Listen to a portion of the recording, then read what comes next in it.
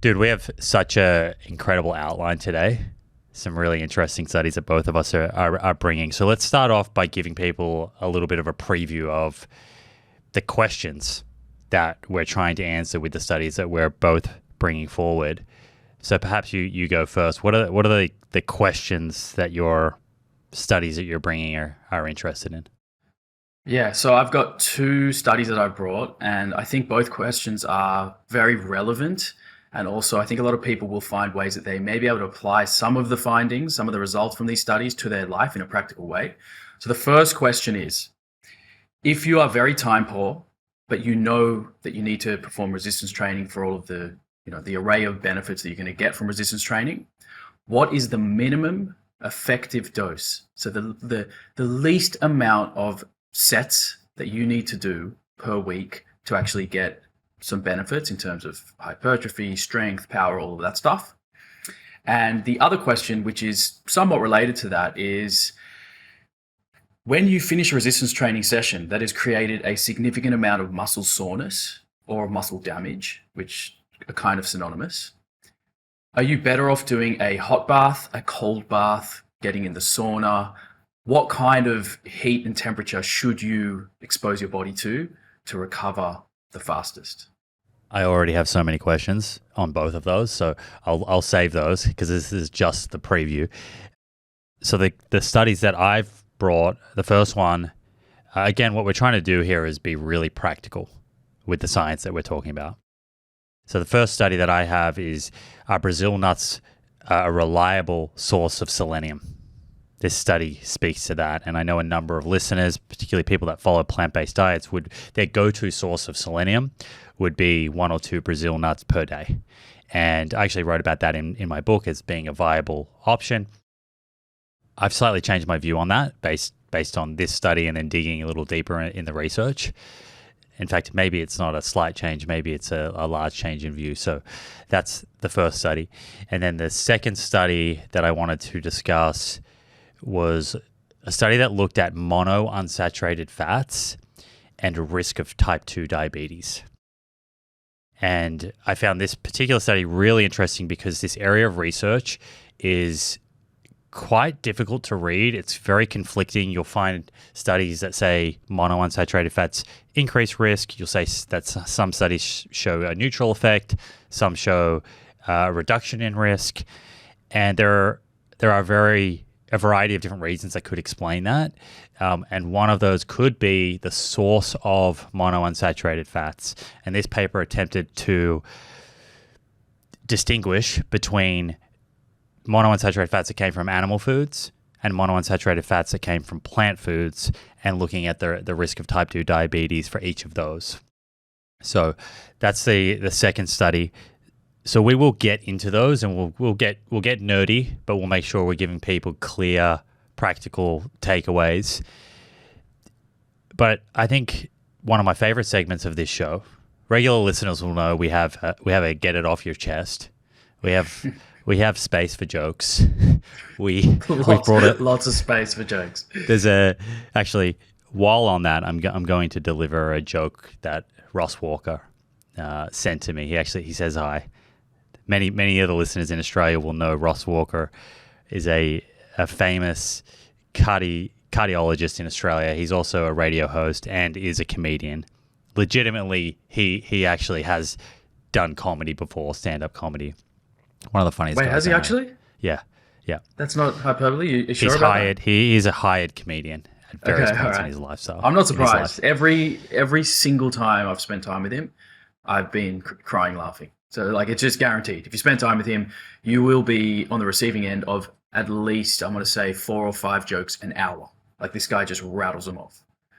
I just spent 3 or 4 days with him in Dubai, and we'd linked up on a phone call previously, a couple of years ago.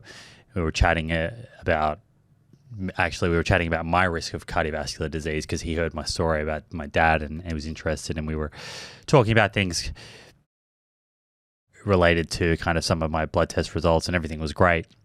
But we never met in person. And we were both speaking at this event in Dubai, and my stomach hurt. Like 3 days with him, the amount of belly laughs, I needed to separate myself from him. Yeah. It was so funny. I know. And have you noticed that every time he tells a joke, it's off by heart. He never has to like read them. He just has like 50 jokes on hand that he knows word for word, and they're on hand, and he gets you. He gets you. Somehow he starts pretty much every joke with no. Okay, well, this is actually a true story. This one's a true story, and he gets everyone's attention. And then of course, it's not a true story. It's another belter of a joke. And then we have the segment today, a new segment. What made me cry? What made me smile? And we might finish with our own dad joke. Beautiful. But Great just outline. quickly, so Ross sent me a message, said to say hi to you. G'day, Ross. Said he misses you. Actually, can I just say that? Can I just say one thing here? I've spoken to you about how funny Ross is. And I think you don't have to know Ross for this story that I'm about to tell you to be like really significant. So he and I like bonded. It was like we'd known each other for like decades, right? And he's not just a comedian, and he's a little bit politically incorrect, right? Would probably be a good way of saying it. He says what's on his mind, right? And he's a little old school in that way. By many measures, it would be easy for him to be cancelled today. But he is such a softie. He honestly has such a huge heart. Like every night when I'd say bye to him and say goodnight, he would say, "Oh, come on, give me a cuddle," and he'd go in for like a big hug.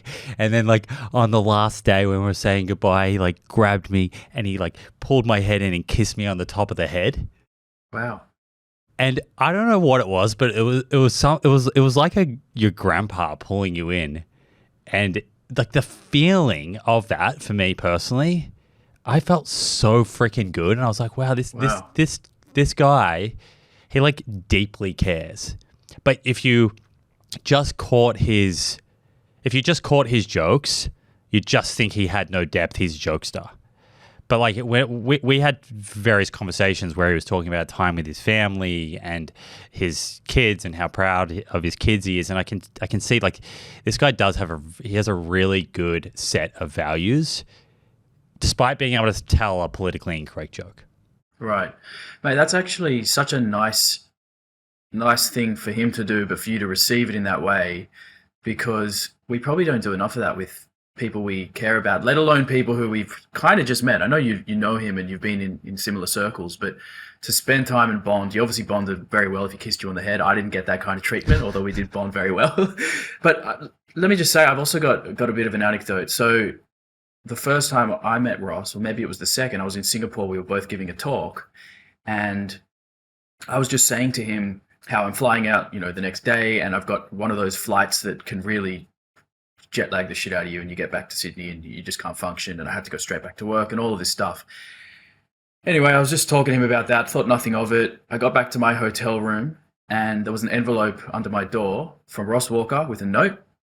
It had half of a sleeping tablet with like directions of dosages and for your body weight, do this and that. Like, he really went out of his way to think about the comfort that I would get on my flight so that I could have a good day when I got back to Sydney. I mean, like, he didn't have to do that. He genuinely wanted to help. He's one of those guys. He wants to help.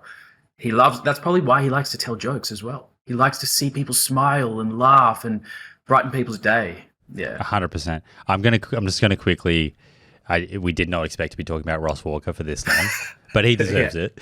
But now that you've brought up the sleeping tablet thing, so I flew to Dubai and had a talk the next day. And I was in a similar scenario to you where I was actually coming off 3 or 4 nights of terrible sleep, got to Dubai, body's completely out of whack. And on the first night, horrible sleep, right? Had one more night until the talk the next day. And I actually said the same thing to him. I'm like, wow, I wish I could just get a really good night's sleep tonight. Like my circadian rhythm, everything's out of alignment. And so this is actually on the night of the talk, sorry. And he does the same thing. So we come down to the reception at like 6 p.m. The talk's it's a nighttime talk, and he gives me an envelope, right? and he gives me instructions, right? He's like, these are going to help you sleep. They're not like tranquilizers. You're going to feel good in the morning. Take this much. Anyway, I think both of us are talking on stage at about 8 p.m. And he'd been telling jokes all day, and I went up to him at about 7:30. In fact, first I told someone else who was with us, I said, let's just stir Ross up a little bit. And I went up and I said to Ross, was it one or two of those tablets I was meant to take? It was probably a half, wasn't it? Right. But you're meant to take them before bed, not before you're doing a talk. Yeah. Right. So I convinced him that I'd taken them 30 minutes before my talk. And I'm like, Ross, I took two of them. I'm starting to like feel really sleepy. Is this normal? And he was so upset. He was like, you're an idiot. You can't follow instructions. And I had him convinced all the way up until I literally was about to step on stage. I said, Ross, settle down. It was a joke. He would have felt so bad if he derailed the whole event. Oh, that's brilliant. At least you got him back. Anyway, I ended up having them. I don't really have sleeping tablets that often. I had a great sleep. It was my first time ever taking one, literally ever. And I slept the whole flight from Singapore to Sydney the whole time. It was amazing. Yeah, they work. I thanked him next time I saw him. Yeah. They knock you out. I'm not sure that they're great for your optimization of sleep stages ongoing. And you can become dependent on these things. So probably best intermittently. And probably best to have a sleep expert talk about this kind of thing. I know nothing about it. They have their place. Okay, so the joke that he sent me, just to take this full circle, my wife and I went shopping the other day, and she told me I was the laziest person she'd ever met. The laziest. I was so shocked I almost fell out of the trolley. Look, because I've always got the giggles, I was laughing before the punchline, but it was good. I like it. That's great. Thanks for that, Ross. I appreciate it. I hope someone else is laughing out there. I'm sure there are. Yeah. All right. Thank you, Ross. All right. Get it off your chest. I know this is definitely your favorite segment, so why don't you kick this off? It's funny. This time that we're recording, it's probably one of the times that I haven't had something that I really wanted to get off my chest, which is probably a good indication of where I am at the moment in my headspace and in my life. I'm really just happy and grateful, but that's a separate thing. On my way to do this episode, so I went down to the beach, did a bit of a swim, was doing a stretch, and a man came up to me because he'd seen the CGM on my arm. So I wear a CGM, which is very obvious. And every day, several people come up to me and ask me about my CGM. And interestingly, this is a little bit of a tangent. Most of the time, I want to say like 95% of the time, the people who come up to me to ask about a CGM are either low carb, keto, carnivore, biohacker optimizers who don't have diabetes. Literally 98% of them. Occasionally, it'll be someone with diabetes who'll sort of look at me and be like, I see you, bro. I've also got diabetes, and we'll have a bit of a chat. So anyway, I'm stretching, and this guy comes up to me. His name's Martin. He's a guy from the UK. He's moved to Sydney. He's in his 50s, and he asks me about the CGM, and he says, "Is it good?" That's always the question. Is it good? Should I wear one? And I obviously say, well, actually, I've got diabetes, so good would be an understatement. This thing literally keeps me alive. Like it's about survival, and it's about long-term management. It's not just a little fun gadget that I'm using every day to sort of see how foods, affect me. This is like a matter of survival. So I explained that I have diabetes. His response is, common response that I get, which is, oh, you don't look like you have diabetes. You look really healthy, which is another bit of a stigma around diabetes. Is diabetes doesn't look like anything or anyone. It can anyone can get it. Anyway, we get talking. And I say to him, why do you want to wear a CGM? And he said, well, I've been listening to a podcast, and the guest on the show was talking about fasting and low carb and keto, and how, she thinks that everyone should wear a CGM. And I said to him, tell me more, like what kind of diet do you eat? So anyway, he's been carnivore for 18 months. He's lost 20 kilos in a year and a half, right? Pretty impressive. So can't really argue there. He's done great. He's lost a lot of weight. He feels great. He looked vital. He was training at the outdoor gym at Bondi. And it sort of occurred to me, and this is the get it off your chest part. This guy was literally making massive lifestyle decisions based on podcasts that he was listening to, right? Without any thought about the real long-term benefits or risks associated with the diet. But he was just living in the moment day by day, feeling good and going with it, which is something to commend. I like that. The problem I had is when he told me who the guest was and what the messaging was, it just kind of made me think that there are so many people out there that are getting misled and falling for these sensationalized sort of claims around nutrition by people who are not really experts in nutrition. And they're making these drastic lifestyle changes without any caveats as to, okay, here's what could go wrong. Here's maybe the trade-off. Here's the drawback. And it just, I think about these podcasters like your Joe Rogans, like, should I name the podcast that he was listening to? I mean, there's nuance, right? Like, I think some of these podcasts, and I don't know which podcast you're going to mention, I think in certain areas they do a great job. And then there are areas where they maybe can do better. Right. Yeah, for sure.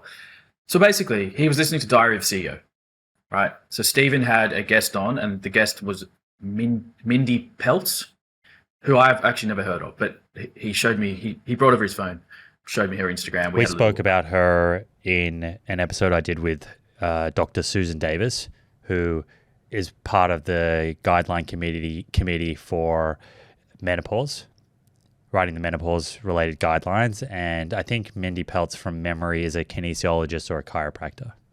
Yeah.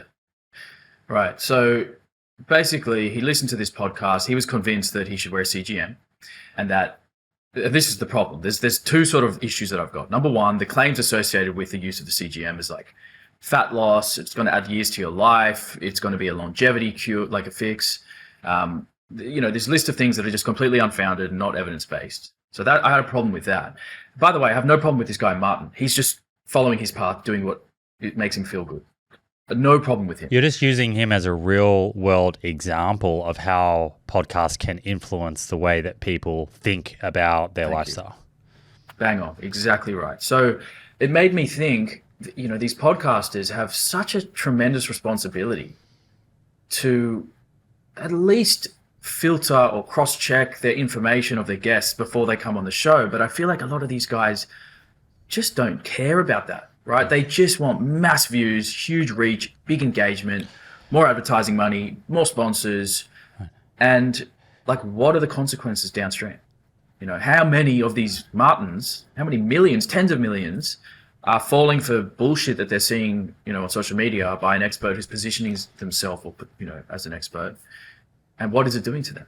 And that just kind of makes me think about, like, what is the responsibility of the podcast platform, and who should you be platforming, right? As a host yourself, are you thinking about that? Like, there's so much to sort of unpack here. Right. Let me comment on a few things there. Firstly, what are the long-term consequences or short-term? I think short-term consequences, immediate consequences of having a lot of seemingly contradictory information on your podcast from week to week, different hosts, can cause anxiety to the everyday person who just feels like they have no idea what are the right actions to take, what are the right choices to make for their health, and confusion, unease, right? Which I don't think we can discount the effect that has on people. That is something that gnaws away, it eats away at you, and affects your ability to find peace, calm, happiness on a day-to-day basis, because you're worrying and frustrated about all of these little things throughout the day. Right. Okay? There's so many things that you just can't do according to all of that's and then add to that the amount of arguments it probably creates between families and with friends. Right. Okay. Right. And strangers in comment sections. And a lot of the time it's arguments and disagreements occurring between people that maybe don't have the scientific skills to actually decipher what's fact from fantasy. And then long term, I think the consequences are their health suffering in a number of ways. So not just the mental health, but your physical health. If you're making a decision that leaves you feeling good today, but is increasing your risk of colorectal cancer. Or in Martin's case, more specifically, he has prediabetes or had prediabetes or a family history. Is his very high-fat carnivore diet, keto diet, managing the symptoms of diabetes, but the trade-off is potentially increasing his risk of cardiovascular disease, right? So it's the context and the nuance that actually someone like Martin needs, because Martin might say, I'm willing to take on that risk because I feel so great today. And that's fine, because then that becomes an informed choice. But if the conversation that influenced his decision or conversations didn't provide the context and the nuance, he's actually making a kind of one-sided, uninformed decision. But I think coming back to your point about podcast hosts, if we think about this overall, let's call it a problem, there's kind of two things that need to be addressed. One is, what's the roles and responsibility of a podcast host? And two, as a listener, what is the due diligence? What do you need to understand to be able to see red flags, see green flags, and decipher between all of this information you're going to be exposed to, unless you shut yourself off to the world and decide not to listen to podcasts and not have conversations with friends at dinner, which is not going to happen. So there's kind of a little bit of responsibility, I think, on both sides here. And so if we start with a podcast host, I can talk from my own experience and how I kind of approach this, because I have advertisers. Like, I put my hand up. I have advertisers to kind of make this show function and allow me to invest the time into this. And that could be seen as a conflict of interest. But I think you have to, as a host, start with getting very clear on what your values are.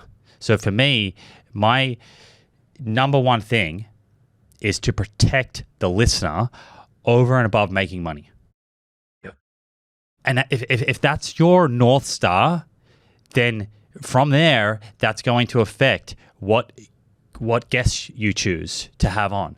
So, for example, I'm probably not going to have Tony Robbins on to talk about longevity, even though he wrote a book on longevity. I might have Tony Robbins on to talk about business and public speaking, things of that nature. So I'll try and stick to true domain-specific experts, where as far as I practically can, right, who have dedicated a lot of time into whatever it is that they're talking about. I will, when I have a guest on, I'll try and counter things that sound a little bit off. That's interesting. I've seen some research that suggests the opposite. Like, how do you interpret that? Right. Can I just interject there really quickly? You have the skill set and the intellectual capacity to push back, because you can speak the language of science with these guests. You understand the sort of public health sphere, right? Joe Rogan and, Stephen, they don't necessarily have that scientific intellect to be able to push back, which makes me think, should they be the ones having these big conversations around health and wellness without the ability to actually dig 1, 2, 3 layers deeper? It's so surface level. It is surface level, but I think there's a series of questions that anyone can almost ask. Like you make a claim, what's the strongest evidence supporting that? Is that evidence from humans, or is that from animal studies? Has that something that's been replicated? What if someone was sitting here right now and arguing in opposition of what you're saying? How might someone form the opposite view right now? Or they say something that sounds very, very sciencey and very absolute. Can you break that down without the jargon for someone who's unfamiliar with this space? These types of questions, I think, tease out whether the guest completely understands what they're saying and has really thought at depth about it, has looked at the other argument. And I don't think those questions that I just reeled off there are questions that only someone with a science background can ask. I agree with that. But you also don't mind pushing back and asking the hard question to a guest that you might disagree with or want some more clarity on. I feel like a lot of these podcast hosts are just like chameleons. They'll just mirror and match whoever's in front of them, and they basically just platform and give a microphone to anyone who has a really cool, compelling story or narrative that they want to share, and allow it to just go out to the masses, and then hope that later maybe they can, well, I don't even know if later they do, right some of the wrongs that were spread. But high level, I am for free speech. Like, I want everyone to have a voice. I think everyone should. But I just think that these hosts should do a better job of like offering a microphone to the counter side of the argument. If you're serious about optimizing your health, I've got something for you. 8 Sleep and their revolutionary Pod 4 Ultra. The Pod 4 Ultra is not just a mattress cover, it is an entire sleep system. With advanced temperature control and biometric tracking, the pod has helped me take my sleep and recovery to the next level. And as someone who is always looking to optimize health, better sleep means better everything. Focus, energy, workouts, and even better communication with my partner, Tawny. What makes the Pod 4 Ultra so incredible? Well, it learns your sleep patterns and adjusts the temperature automatically throughout the night, optimizing your body temperature during the 4 stages of sleep. If you're ready to take your sleep and recovery to the next level, head over to 8sleep.com/theproof and use the code THEPROOF to get $350 off your very own Pod 4 Ultra. The best part is that you still get 30 days to try it at home and return it if you don't like it, but I'm confident you'll keep it. Trust me, your body will thank you for this investment in better sleep. Shipping to many countries worldwide. See details at 8sleep.com/theproof. Yeah, I think it's just listening a little more and being prepared to dig a little deeper. So one of the comments I get on my show, for better or worse, is that I'll go into the weeds. And so the problem with it is I will probe a little bit and ask the next question. So my next question is usually in their answer. In whatever they're answering with right now, that's forming my next question. As opposed to having a list of questions, and this is what happens, where you go to YouTube and you work out, okay, we're having an episode on protein.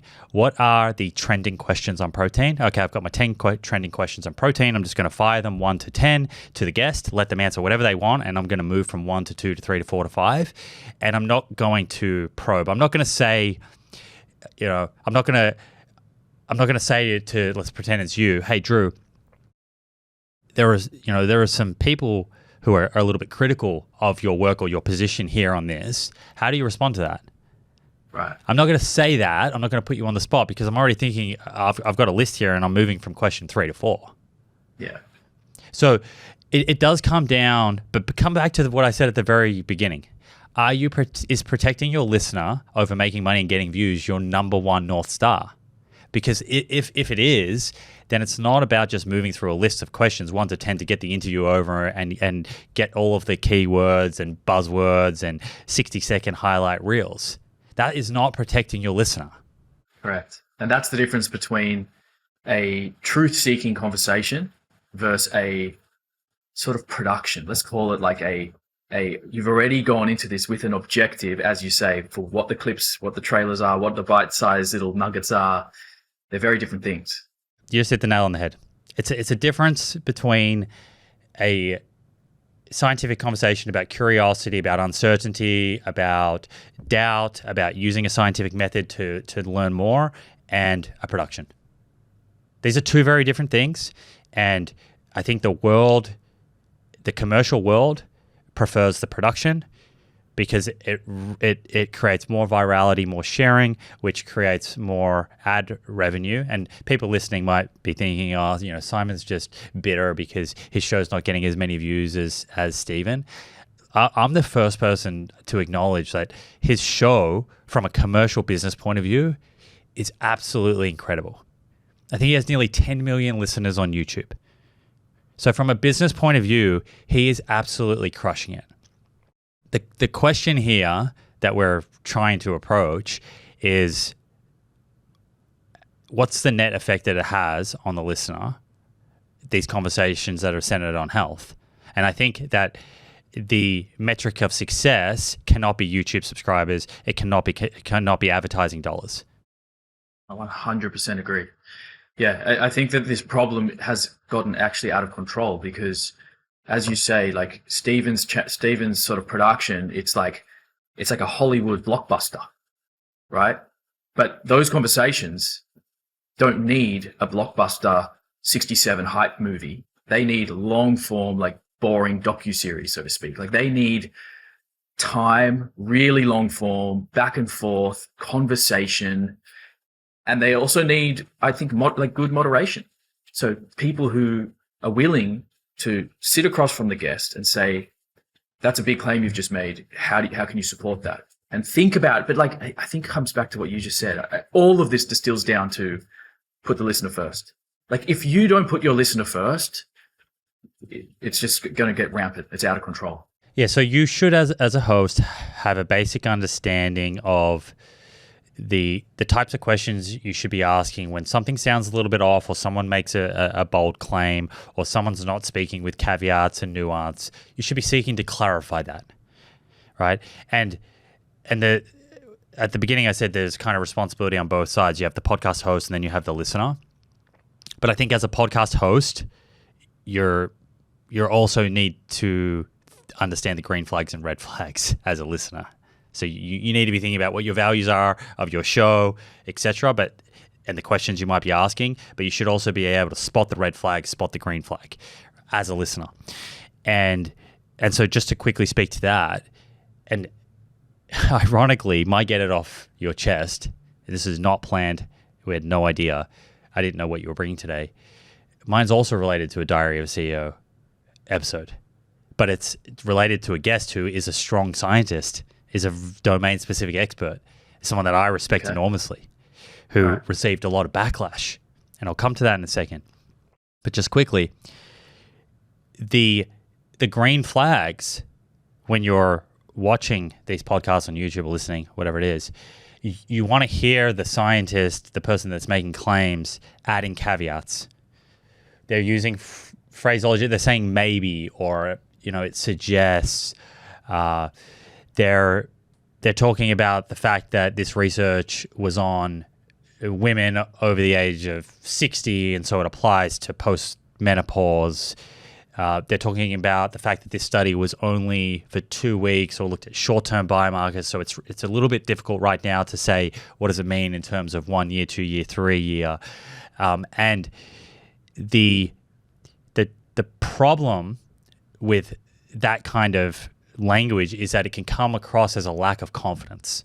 So people conflate this nuance with a lack of confidence, but it's not. It's actually someone who understands the scientific method and appreciates uncertainty and has scientific humility. Yes, I think I know exactly the episode you're talking about, because I ended up in the comment section. I saw some of the dialogue there, which was downright nasty, and also just such a interesting highlight of what is kind of wrong with society, in that everyone's an armchair expert from home with zero credibility, learning, knowledge about a subject, but holds a position with such confidence. Whilst you get an expert or a scientist who speaks with probabilities and is cautious with their language and comes across as they don't know anything. That's what people genuinely think. It's funny how, and it happens to all of us, I can put my hand up, we can develop a really strong opinion about something and have great conviction without really having researched whatever the question is, whatever the topic is that we're talking about. And if you kind of go back and do a very honest audit of, next time you're having a conversation, if something comes up and you have a really strong opinion on it, ask yourself how that opinion was formed. Is it just an opinion that was formed from society and culture? So, for example, in the episode that I'm referring to was Dr. Sarah Berry, and she, throughout this episode on Diaries of a CEO, she spoke with a lot of caveats and a lot of nuance, and she was asked about seed oils. And there is a view held right now that's very popular in culture. It's not an academic view. It's not a peer-reviewed literature view. There is a view right now in culture that seed oils are toxic. Okay? And a lot of people hold this very strongly. And I understand some of the logic, and maybe we can go through what that logic is. It could be a 2-hour episode going through the science that actually has examined this. But how many people hold that view that seed oils are toxic just based on conversations they've had at the dinner table, and someone's told them omega-6 to 3 ratio causes inflammation, seed oils are inflammatory, they're going to increase your risk of cancer. Just think about how seed oils are made. It's not natural. Think about that process of having monoculture, this industrial agriculture system. Compare that to the old Italian man who's hand squeezing olives, or a happy cow that you're hand squeezing the teat of a cow to make butter or ghee. So there's these story elements, right? And I don't want to mock. I'm not mocking the person here. I'm explaining how I think a lot of these views are formed, right? There's a lot of groupthink, and that's not scientific. Science is not forming a strong opinion just based on what we hear. It's not just doubting something for the very purpose of doubting it, to be cynical. Science starts with doubt, 100%. It starts with some doubt. It can. And then you use a scientific method, which is the best method we have, to evaluate that area of research, that question, and to reduce doubt, to reduce uncertainty, right? Science is the tool. It's the differentiator between being a believer and just believing a story, and actually saying, okay, no, the world works in a certain way. The natural world, there's a set of principles, the law of nature. We're going to use a systematic method because we understand that our brain has many limitations. We're completely unaware of them. So we have to have a systematic method to overcome that, to learn things about the world. And this position that people hold on seed oils, in my view, is not from a deep evaluation of the literature that's looked at. Do seed oils cause inflammation? Do they increase oxidation in the body? Is higher tissue levels of linoleic acid, the primary fat in seed oils, which is a polyunsaturated fat, is that associated with more cancer, more cardiovascular disease, or less? In randomized controlled trials, when you feed people these oils or you feed them butter, what happens to their risk of having cardiovascular disease? And so I think a lot of people have not taken the time to research that, and they'll just fall back on, well, it's not natural, they're new, and perhaps they'll say something like,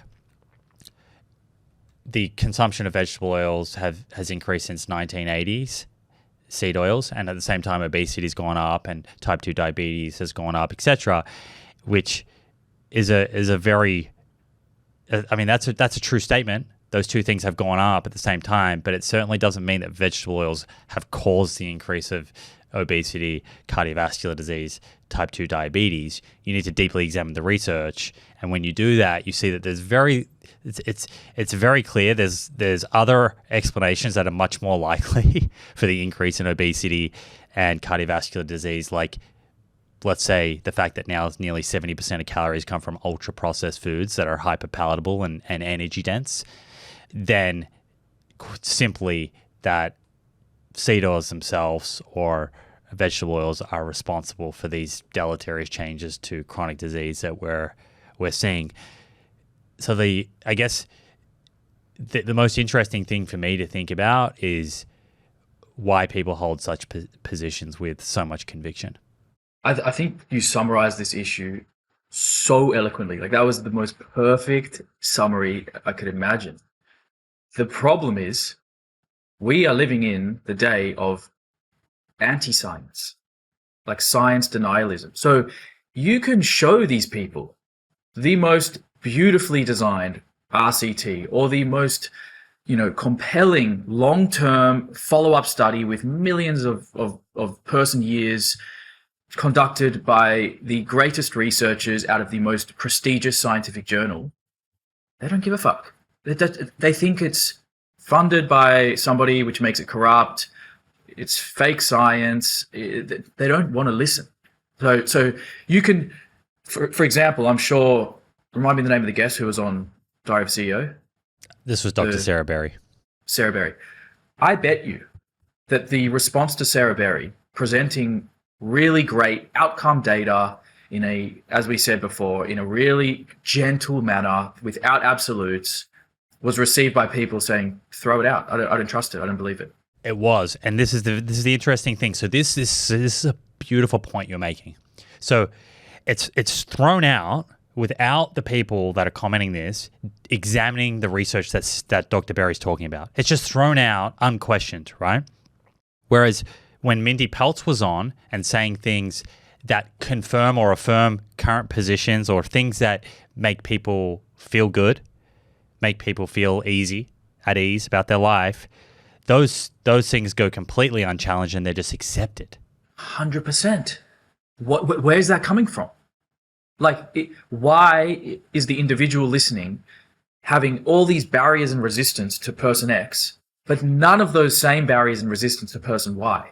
Like, where is it? I want to know where that's coming from. What is the source of that? Because if you can fix that, you can fix a lot of issues.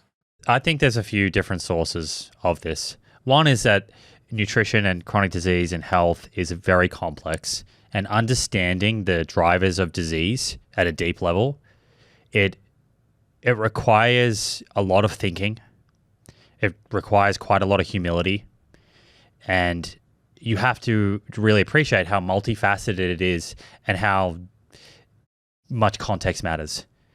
But as humans, we want simple answers, Drew. Yeah. So being able to pin the whole thing on one ingredient or one group of foods, it's a feel-good solution, I think. And I don't want to mock the person that, because I think we kind of fall into this without. It's like a trap, unconscious trap that we can fall into. And again, I would just ask the person, if you have fallen into this position of deeply having this strong opinion that seed oils are toxic, but you haven't gone and deeply evaluated the research, is your mind playing a trick on you? Are you falling into that position because it helps you explain things in an easy way, or it fits a bias that we have? We all have these biases and fallacies that we cannot see. Again, that's why the scientific method is required. We have to understand that our brain has huge limitations, and so going through the science in a very systematic way is going to be far more reliable. And also, I think this speaks to, I started on green flags, right? And I was talking about caveats. And now what's just come up in my mind is like logical consistency is another thing that you're looking for when people are speaking. So for example, I know that I debated Dr. Kiltz, and I should have brought this up in the episode, but I didn't because it was jumping around so much. But he spoke about like the stories of people coming into his clinic, right? And that, he believes, like, he can see what's happening to these people when they adopt the carnivore diet. So just him saying that, he's saying that when they come in, what they say they're eating is reliable. Okay. But in the same sentence, if you talk to him about observational studies where hundreds of thousands of people say what they've been eating, he'll say that's not reliable. People have really poor memories. How can they tell you what they ate? So in one hand, he's saying that the person that comes into his clinic, what, are they not humans? Are they not the same person made out of the same material that the humans in these studies are made out of? Do they have? Yeah. Are they different for some reason? Like, what is that? And and in the observational studies, they're not just coming in and tell you what they ate. They're actually using a scientific tool that's been validated, at least to some extent, to act as a questionnaire to find out what they've eaten, that's been validated against weighed food records in that population. That's going to be much more accurate than just listening to someone who comes into your clinic and believing what they're saying. Right. I think the difference, though, is that when you're a practitioner and you're sitting across from the patient, you can see them in their physical body, the flesh, there's the human being, you know them, what their name is, you've said hello to them, you shake their hand, you see them as a human. Whilst when you're reading a paper, they're just subjects without a face, without a name. They're just numbers on a page. So you don't have that human connection. You don't feel the emotion of when he looks across to his patient and he believes he's changed their life and they're thanking him and they're crying and you've changed my life, Dr. Kiltz. That emotional connection is so powerful that the anecdote gets 10x the credibility that it deserves. But what's more accurate when you have like 30 years of data and you're doing questionnaires every 4 years, you're getting these people every 4 years to update about their lifestyle and what they're doing. Or you have someone in front of you who is telling you, maybe what they were doing 10, 15 years ago for their lifestyle. We have studies showing like how poor people's memory is. There's that shopping mall study where they studied people and they got one of their relatives for every single person, they spoke to a relative and they got 4 accurate memories that this person had experienced in their life. And then they added in this fake made up memory of being lost in a shopping mall. Right. And they sat these people down and they said, which of these can you remember? And like 30 to 40% of people said they remembered the story of getting lost in the shopping mall. Right. So like, again, what the point there is that we have to realize our limitations. And Stephen Novella calls that neuropsychological humility. Realize like how many flaws our brain and thinking and logic has and the fallacies that exist and the stories that we tell ourselves. Often we convince ourselves of something that didn't even happen. And so trying to reconcile all of these anecdotes are not data, right? They are hypothesis generating, and there's so much false equivalence online. There's so much speaking of these anecdotes and disregard for actually robust science, that's gone through the scientific method that is far more valid and far more reliable.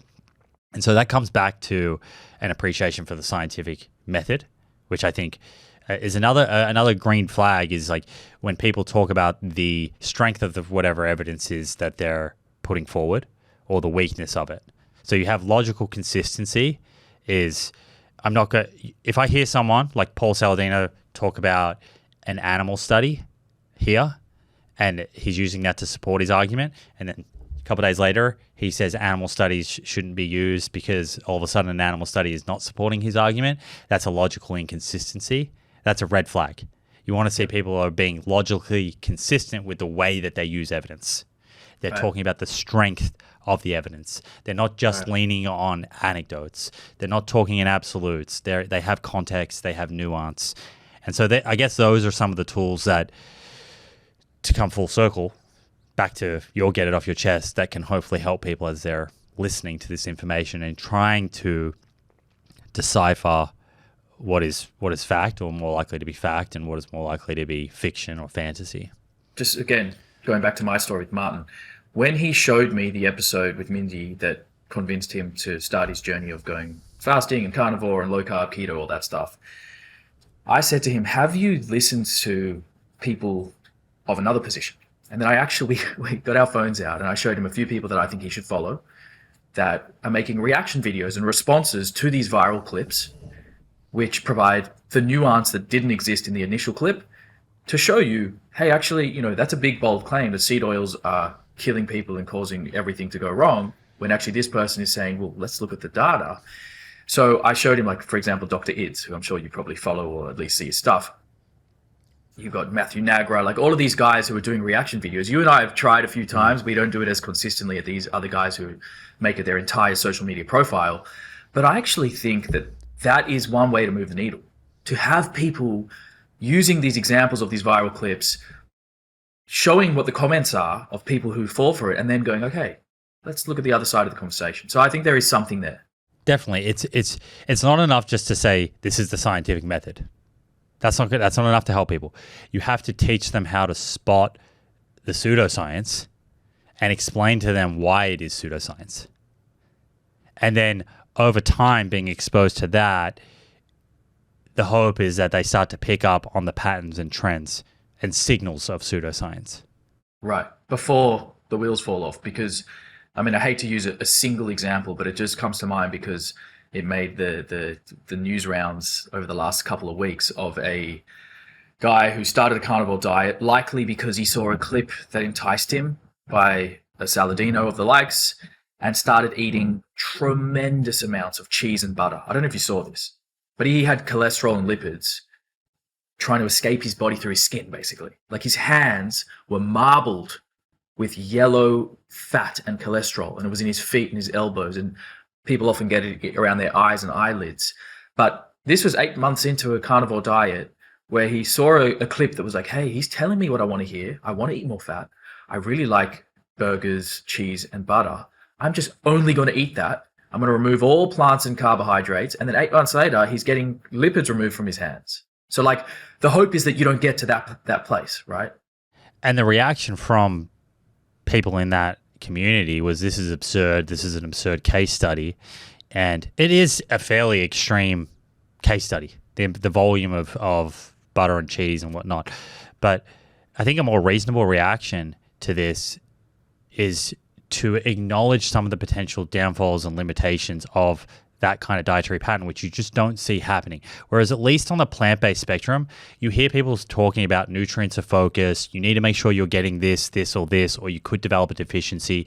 Hey, this way of eating is great for reducing chronic disease, but you actually need to plan appropriately because you don't want to develop an acute deficiency.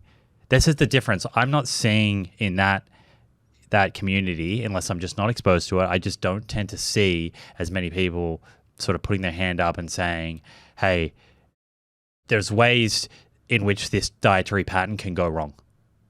Yeah. And here's a few things to consider. So it'd be nice to kind of see maybe more people in that community kind of taking that approach.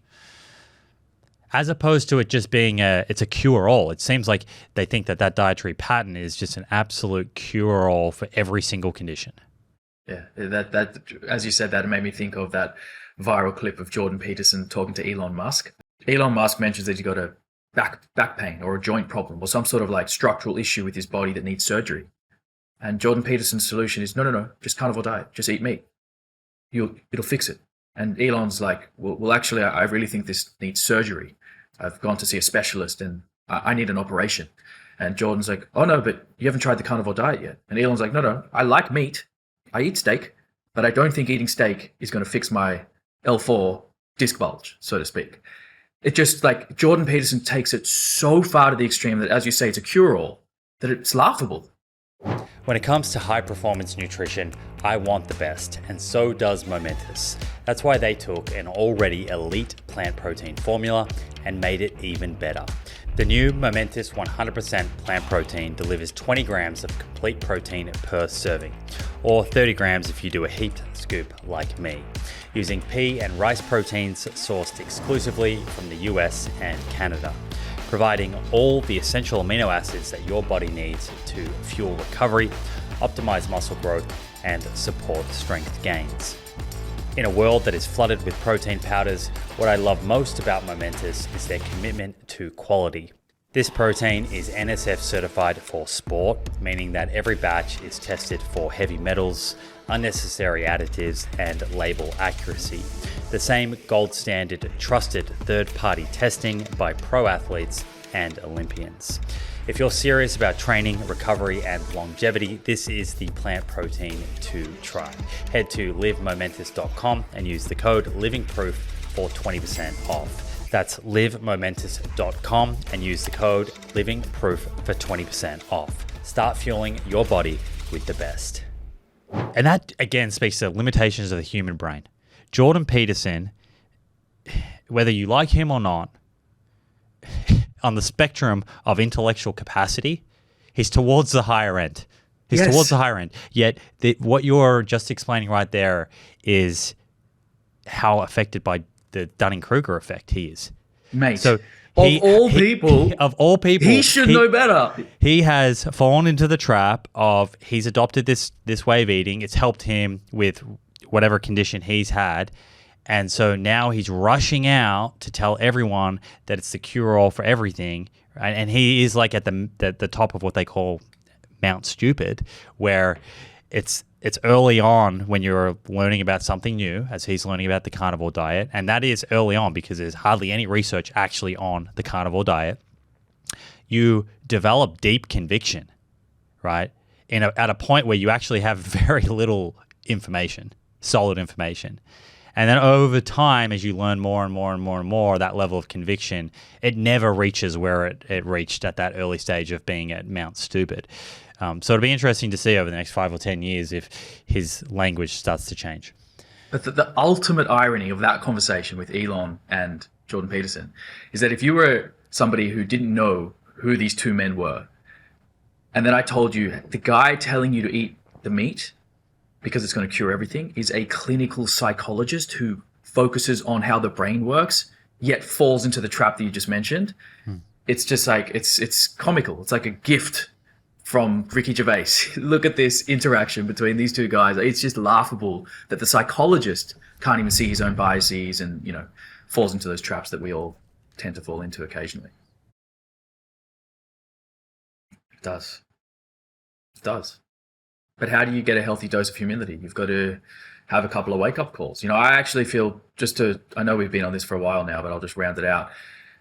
I feel like I had my dose of humility when I sort of, I hate to use the term failed, but had a somewhat negative experience on the keto diet after spending multiple months trying to be on the keto diet for my diabetes health.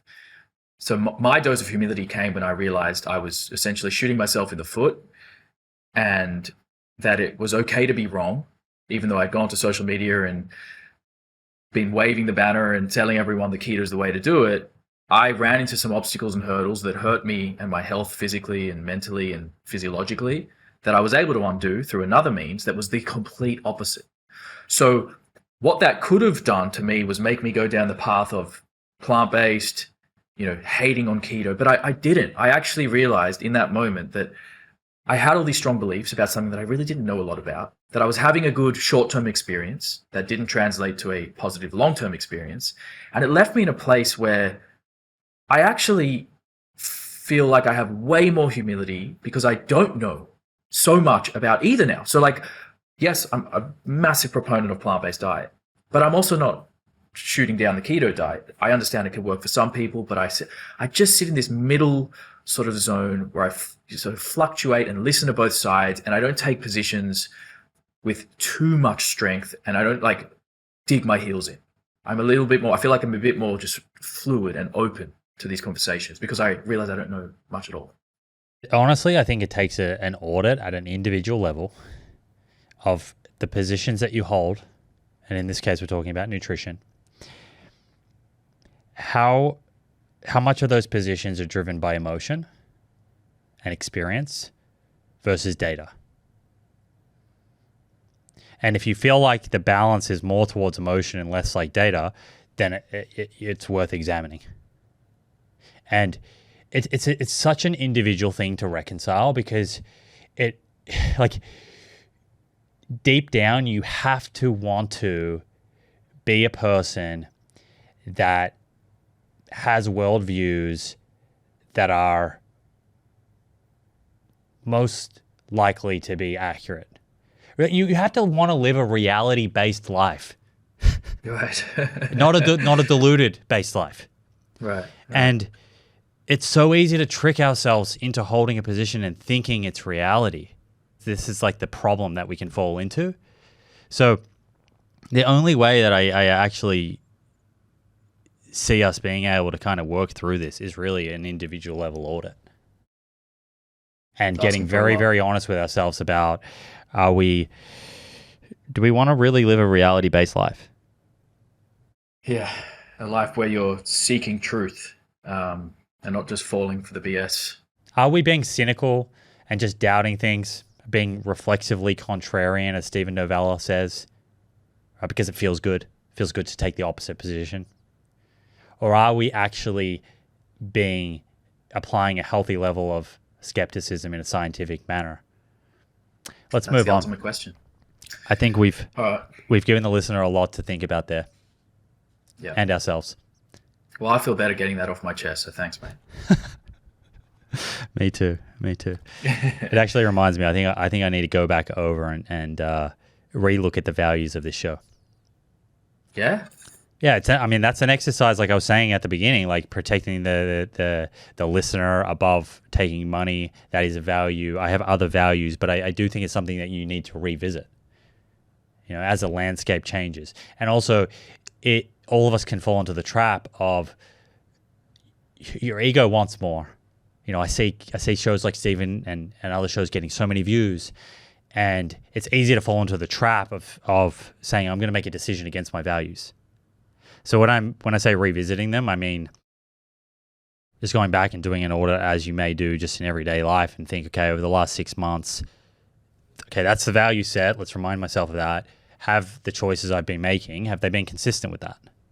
I think that's a really, really nice self-reflection to do for everybody, not just auditing your podcast or your website or your business, but yourself, as we mentioned multiple times.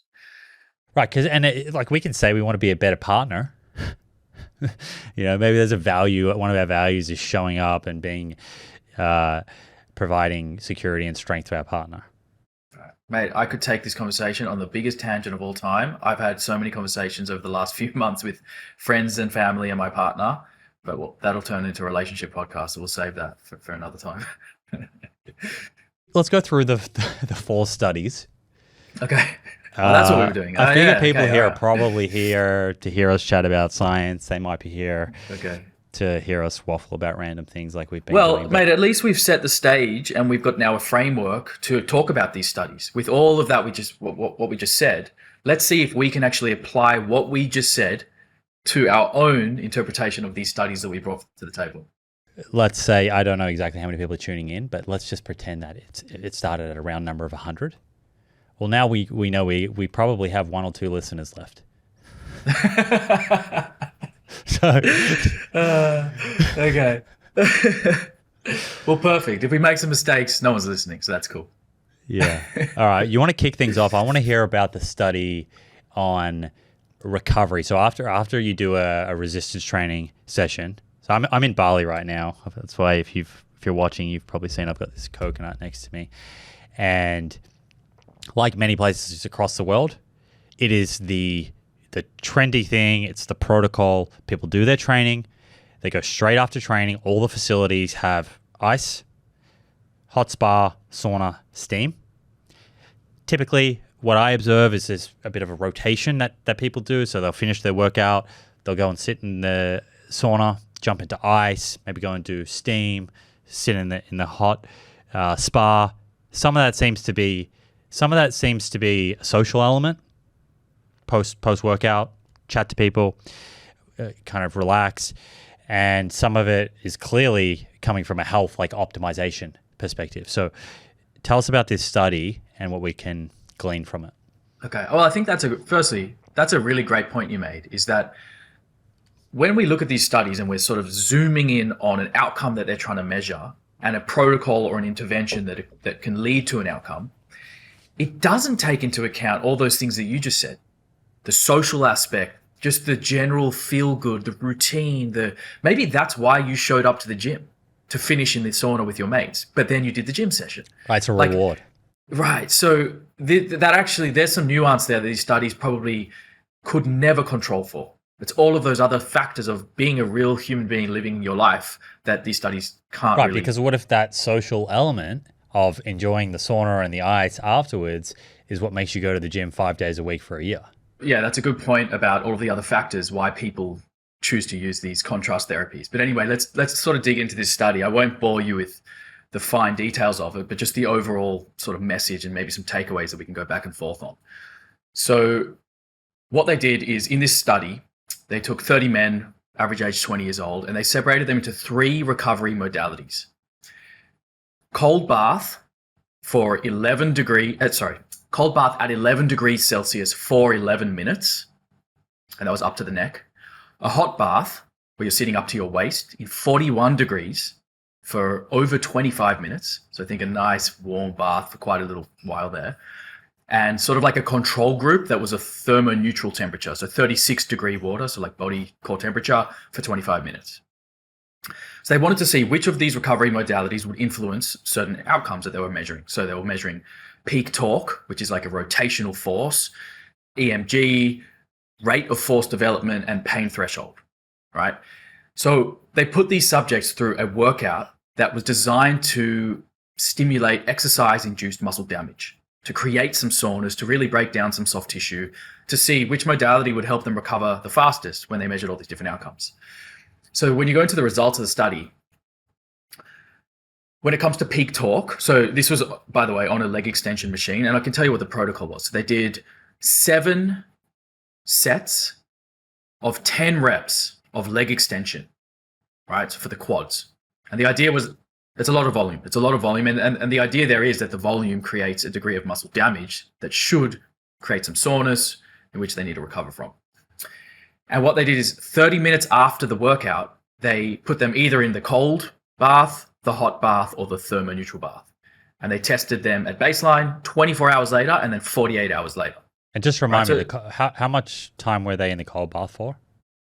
11 minutes at 11 degrees. But 11 degrees Celsius for a lot of people is not that cold, which is why you need longer duration in the bath. So if it was, for example, let's say it was a 4-degree bath, you probably only need 3 or 4 minutes max. And that's actually another point. A lot of the ice bathing that people are doing is typically a lot colder than that. So I don't know if the validity of this study can apply to people who are doing a 3-degree bath, right? So we've really got to stay in the lane of what they were looking at in this study. So when we look at the results, so when it comes to peak torque, the good news is for people, if you like doing the contrast therapy after your workout, both the hot and cold bath outperformed the control group, right? So they were able to produce more force than the control group 24 hours and 48 hours later, right? So regardless of whether you love the heat or the cold, you're probably going to get some benefit. I wonder if that's a placebo thing, because you just know that you've done something that was in some way challenging or different to just a kind of neutral temperature bath. Well, I think that's why they had the thermoneutral control group, because they still did something, but they didn't know, like for example, that 36 degree, whatever it was, whether they were sitting in a bath or just in a hot room, they still see that as a potential intervention that may, cause some muscle soreness to go away, or, Yeah, I think just exposing yourself to heat or to cold, away from just like a normal lukewarm temperature, there could be a psychological component where you're like, okay, I can feel this, and this might be aiding my recovery. Right, absolutely. There definitely could be some of that.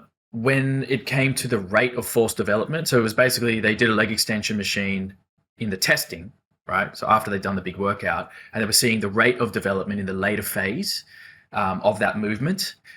The hot group attenuated the decrease in rate of force development more than the other groups, right? So the other groups had a drop off in the rate of development. So, and these benefits were seen after 24 hours in the hot group. So normally after you work out and produce some damage within muscle tissue, the rate of force development goes down. In that recovery phase. And what you're saying is the decrease in that was less if you were exposed to the hot therapy. Correct. But to double click on that, even after 48 hours, the cold and control group still had a significant decrease in the rate of force development, whilst the hot group had recovered basically to baseline after 24 hours. So that actually is the major finding of this study, was related to the rate of force development. In fact, the title of the study has that in it. The title is Hot but Not Cold Water Immersion Mitigates the Decline in Rate of Force Development Following Exercise-Induced Muscle Damage. Can I ask a question all the on outcomes that? Yeah, sure. So obviously this is a short-term study. So difficult to know exactly what that means in terms of months or years. But would you hypothesize that outcome there, is that likely to then have an effect on that person's training volume in the coming days, coming week, which would affect muscle size or strength development over time? So based on that outcome alone, I don't think I could make a call that was like, I couldn't confidently say that yes, that would lead to you to be able to produce more force in the gym, increase your overall volume, and have a hypertrophic or a strength adaptation. I'm not sure. It does, it hints that way. But the next finding is where I actually think that potentially this could be the sort of like the game changer, right? So one of the outcomes that they measured was pain threshold, right? So they use a device that protrudes basically not through the skin, but it pushes into the skin, indents the skin into the muscle, and the subjects have to sort of call out like an unbearable pain, like that is unbearable, I can't take anymore. After 48 hours, both the cold and the control group had a lower pain threshold. So they were feeling more pain at like a softer compression of the muscle, right? We've all had DOMs to the point where it's debilitating, where like sitting down on a cushion can hurt, right? So to avoid DOMs is probably a good idea, because if you're so sore that you can't get to the gym frequent enough to accumulate enough volume over a week, if you extrapolate that over years, you have done way less muscle stimulating, tension through the muscle than you could have. Whilst the hot group, after 24 hours, they were basically recovered and had much higher pain threshold after 24 hours. So that's the one where I think, combined with rate of force development, if you have less pain, you don't feel the DOMs, you're going to get into the gym more often, you can actually have better quality workouts. Yeah, that's counterintuitive to I think a lot of people will think that the cold or ice is, that's what would help with pain. As a kid, we learn, sprain your ankle, put ice on it, kind of thing. So that's very interesting. Somewhat aligned to some of that other research we've spoken about previously, where cold water therapy after doing resistance training causes vasoconstriction and decreases like amino acid nutrient uptake, which could affect recovery. I think you've mentioned before that after you train, you need to get rid of toxic byproducts. Right. The metabolites that have built up from your workout, you want to clear them and you want to flush new blood in that has healing properties. Yeah, that's a good point. And that sort of research, which I think was, I want to say 2024 or 2023, a paper came out looking at hard outcomes of hypertrophy. How much muscle do people gain when they go to the gym, but then how much of it is attenuated by a cold bath? So those studies were amazing. And I think that made people really question, should I be jumping in an ice bath after, a big gym session if I really care about building muscle and hypertrophy? But this wasn't looking at those kind of outcomes, because this was just a one-off bout of exercise, measuring sort of more things related to actual performance and pain. So it's a little bit different, but yeah, that's a great point. So the counterintuitive part is, most people think you sprain your ankle, we learned at school, was it RICA, the principle, rest, ice, compression? That seems to be moving away from the vasoconstriction to maybe vasodilation is a good idea. So whether it's a hot bath or maybe even a sauna. And I think that actually, if we zoom out, more research is needed here. This is like one study in a body of evidence that is not very big. We're still building the scaffolding. This is just one study that's building the scaffolding.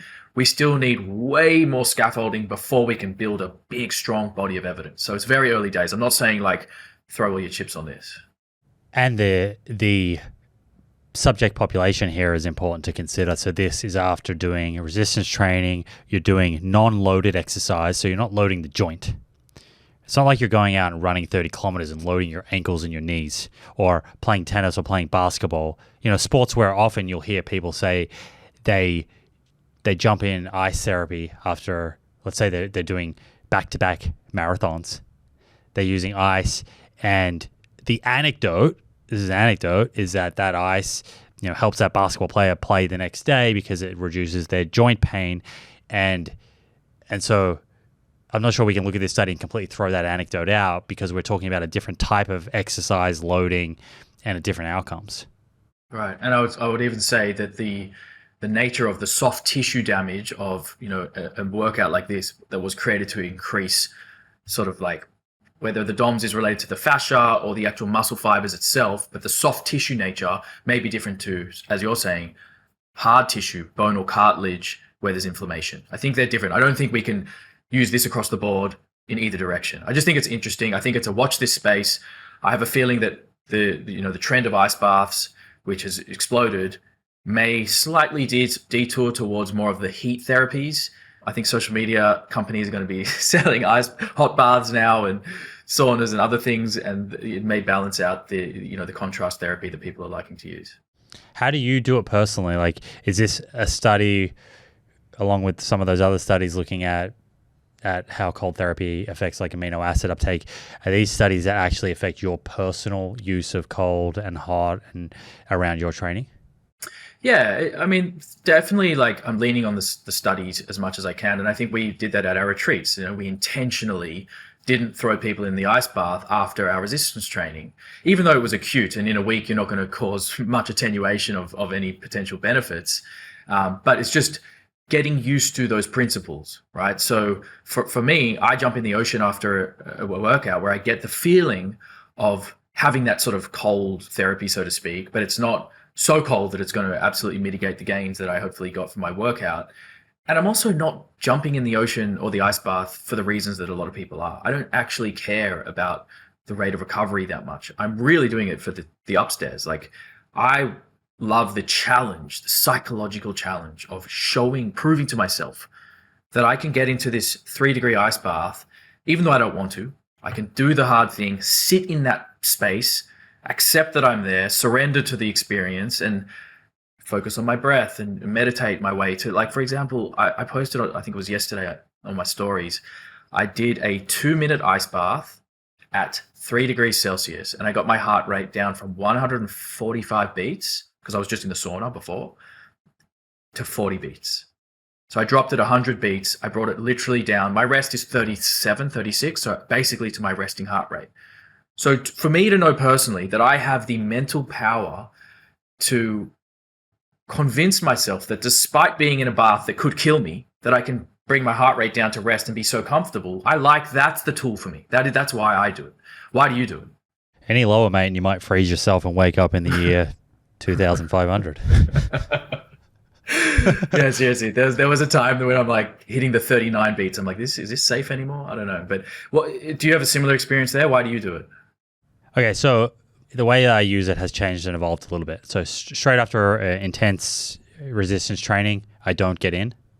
But for example, after playing padel, for some reason, I crave getting into cold water. And I think it's just because my core body temperature is so high. And so it helps bring that down. I'm not sure whether that's aiding with recovery or is it actually impairing my recovery. But I tend to use it sort of after more endurance cardio exercise, or if it's like on the day of a resistance training, I wouldn't do it directly after. But I have a question actually, just thinking about that now, which is not specifically related to this study, but I think it's an interesting finding that the warm bath made people kind of less sensitive to pain, or they had a higher pain threshold relative to getting into cold, which could obviously affect someone's ability to train. A couple of days later, they don't feel pain. So this makes me curious, just thinking about, is pain, say in our hamstrings, is that a good indicator as to whether or not we can train? Because over the years, my personal experience here again is that I often talk myself out of training because a muscle group feels sore, right? I can give another example. Played padel 2 days ago. My hamstrings are sore. I haven't been playing for like this intense 3-4 times a week for some months. My hamstrings were pulling up like pretty sore, a lot of DOMS. But I know that if I get into the gym and I warm up today, after I've done a warm up and I do a couple of working sets, my hamstrings actually feel pretty good. So do we sometimes trick ourselves out of getting in and training because we feel like the pain is a sign that we shouldn't and we're just going to do more damage? How do we use pain as a way to kind of affect our training? It's $1 million question, that. I have a similar experience to you where I used to think pain was a really good indicator of readiness to perform. And I've changed my views a little bit because, as you just said, sometimes a 10-15 minute warm-up, like a really well-planned warm-up, can completely mitigate that pain you're experiencing. And you can go on to have an amazing performance in the gym, like it could be one of the best workouts that you were going to skip, but thanks to a good warm-up, you actually end up having a great workout. So I think knowing the nature of the pain is important. So I would say, like, the pain you're experiencing from padel is not a intense pain that's caused by a lot of muscle damage compared to like the pain of, let's say you do 5 sets of RDLs with a lot of weight and you are so much DOMS that your brain actually shuts off the neuromuscular pathway a little bit. So your performance will go down. Like, there is some, evidence that pain can actually reduce force output. So this comes down to the individual knowing themselves. At what degree is the pain just enough that you can still do a good warm-up and get through it? Or is it actually that level of DOMS that will reduce force output, so then the quality of your workout won't be that good anyway? Is there a minimum time? Like, let's just say, for example, you do your heavy RDLs. you got DOMS. The next day, you're not going to go and do heavy RDLs, but let's say you've allowed 48 hours. Is that sufficient time, generally speaking, for most people, based on the intensity the average person works out at, to train that muscle group again? Yeah, I would say 48 hours is conservative. I would even say 24 hours later, you could probably train the same muscle, depending on what you did. Like strength training athletes, you could literally bench press every single day of the week. If you're not taking those sets to failure and you're not, doing tremendous volume, you could do the same muscle group every day. But if you're doing high volume bench press, you're not going to go do that 24 hours later. I would say 48 hours is more conservative. I mean, and that actually, what you just said there leads straight into my next study, which if you want, I can just bang it out the way now, or do you want to go to one of yours? Let's go. Take it away. So I have a question for you, right? So if you are time poor, and this is for the listener and yourself, this question, if you're time poor, let's say you only have 30 minutes twice a week to do your resistance training. You're busy, you've got a family, you work a long hours. You can get to the gym for 30 minutes, but you can only do it twice a week. Firstly, how do you structure that workout? Do you train just your legs? Do you do your biceps? Do you do upper? Do you do lower? Push-pull legs? Like, what's the split that you would go for? And what is the minimum effective dose, or the minimum effective sort of number of sets that you can actually still maintain a strong, healthy body or even make gains? It's 2025 and I have made the decision to join Function Health to help monitor and optimize my health. And honestly, after getting set up, I am wondering what took me so long. Function makes it extremely easy to track important biometric information over a lifetime, information that you can use in real time to make important health decisions. Function gives you over 100 lab tests covering your entire body every year: heart, hormones, liver, kidneys, thyroid, metabolic health, heavy metals, autoimmunity, nutrients, and more. 5 times more testing than your typical physical for $499 a year. A lot cheaper than if you were to order all of these tests individually. That's if you can order them. Take ApoB and Lp(a), for example, 2 very important tests for determining your risk of having a heart attack or stroke. Yet, as outlined in multiple episodes on this show by Dr. Thomas Dayspring, they can be incredibly difficult to order with your local doctor. Using Function is very straightforward. You join and then visit one of their 2,000 US lab locations. I went to one here in LA where I live. It's very easy, and boom, your results are tracked over time in one secure place. No shady upselling, no gimmicks, just your results beautifully presented and science-based insights from doctors to help you optimize your health. Skip the 400,000 person waitlist today at functionhealth.com/Simon Hill and join me on the path to nerd level health optimization. That's functionhealth.com/Simon Hill. Depends if it's summer or winter, but if it's summer, then it's pretty much entirely biceps and triceps. Okay, it's what you can see in the mirror. Well, not really. Chest and biceps, yeah. Chest and biceps, and I have a little bit of somewhat of a complex about my calves, so I usually throw those in as well. Don't worry, no one's looking at them, bro. No one cares. Okay, so they won't grow no matter what I do. Gosh, bet you we all have our lagging muscle groups. I reckon I could get you some calf gains. I got a protocol. We'll talk about that when I see you in Byron soon. So this study was looking at essentially what is a minimum effective dose if you've only got 30 minutes to train. And in this study, they did a full body workout twice a week, right? So that is in line with the evidence that shows you want to train each muscle group at least twice a week to optimize hypertrophy, right? So this was an 8-week study, and they had 2 experimental groups. The first group, or one of the groups, was, by the way, both of these protocols were just single set, 1 set per exercise. So imagine you go to the gym, 1 set of bench. I'll read out the actual exercise that they did. 1 set of lat pull down, 1 set of cable row, 1 set of shoulder press, 1 set of machine chest press. You get the point. 1 set of squats, 1 set of whatever. And are they warming up between each of these or just jumping straight on? I'm very confident that they allowed them to warm up. I'll dig into that afterwards, or we can put in the show notes, but I'm pretty sure these researchers are smart and they want to reduce the risk of injury. So at least 2 or 3 sub-maximal warm-up sets where you're using a lighter load and sort of getting used to the motion. But so it's such a cool study because they're testing a single set protocol versus multi-set. Most people train multi-set protocols. Most people go to the gym and do 2 or 3 sets of bench or 3 or 4 sets of whatever. This was 1 set. You've only got 1 set. Then it was looking at 2 experimental groups. Do you take that set to failure? Like all the way to concentric failure where you cannot do another rep. So let's say you're doing a bench press, you lower the weight down to your chest, you've done 10 reps, and then on the 11th, you go to press it up, and at the sticking point, you hit failure and the bar comes back, right? That is failure. The other group left 2 reps in reserve, which the acronym is RIR, right? So that's an indication of intensity where you're not getting to failure, but you're 2 reps shy of failure. So the question is, which group gets better results? You're only doing 1 set of all of these different exercises. What do you think the results would be? High level. I think the group that goes all the way to failure would probably get better results. I suspect in real life, if I just think about doing that myself, do I trust myself to do that many sets to complete failure? Like psychologically, could I lock in? Because I think I'd be interested in how this study did that. But going to complete failure is hard. It's hard work.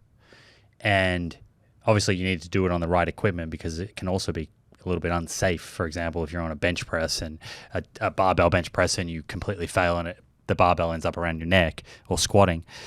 But I suspect going to complete failure because you're only doing 1 set is superior to leaving some gas in the tank. But I wonder how many people can actually do that. Right. So that's the problem with a study like this is while it's really interesting to sort of unpick it and think about the mechanisms as to why certain results happen, the actual practicality of it can lead to a few other questions. So, I mean, you are bang on, like taking those sets to failure. If you're only doing 1 set, taking that set to failure is going to reap a little bit more than leaving some in the tank. But this is the kind of cool thing about this study, which surprised me. Both groups across the board had positive outcomes for almost every single outcome measured, which I did not see that happening. I thought for sure the failure would, exceed the reps in reserve model because the intensity is high and the volume's low. They're low volume programs. 1 set of every exercise. It's very low volume. So even doing just 1 set of a muscle group, let's say biceps, twice a week, and not taking that to complete failure, having a couple reps left in the tank, what you're saying is just that stimulus of 2 sets in a week of biceps was enough to get improvements. And again, what were the outcomes? So the outcomes measured were 1 rep max squat, 1 rep max bench. Those are strength outcomes. Counter movement jump, which is like a vertical jump. So you stand on like a platform, you jump, and it measures how long you're in the air for. Strength endurance for reps, and then like thickness of muscle across certain sites. So they measure the quads, the biceps, the triceps with ultrasound. And how old, do you know roughly what age the subjects were? Yeah, I'd have to dig that up. I want to say from memory, they were probably in their 20s, I think. I'll check that after, but I think they were in their 20s. Because that would be one other thing for us to consider here is as you get older, do you actually require more stimulus? Because your body, there's some resistance to how your body reacts. Exactly. So age is one thing, but training age is the other. So they were considered trained athletes because they'd been training for over 1 year, 3 times a week for a whole year. So they were considered trained, but like 1 year of training experience, training 3 times a week is not the same as say 10 years of training experience as like an elite trained athlete or a trained lifter. So that's also a thing. But what surprised me was that even these people who've been training for over a year, 3 times a week, they almost certainly reduced their volume for this study, for this 8-week study, yet still made gains. So like if I read out some of the percentage changes, it's like 2 to 3% at the low end, up to 13 to 30% increases in these outcomes measured. And that's if you took it to complete failure? No, that's both. So even the non-failure group had about 1.2% at the low end, up to 22% improvements in certain outcomes. So was there any significant improvement or difference between those two groups? Yeah, so the fail group slightly out-edged the reps in reserve group.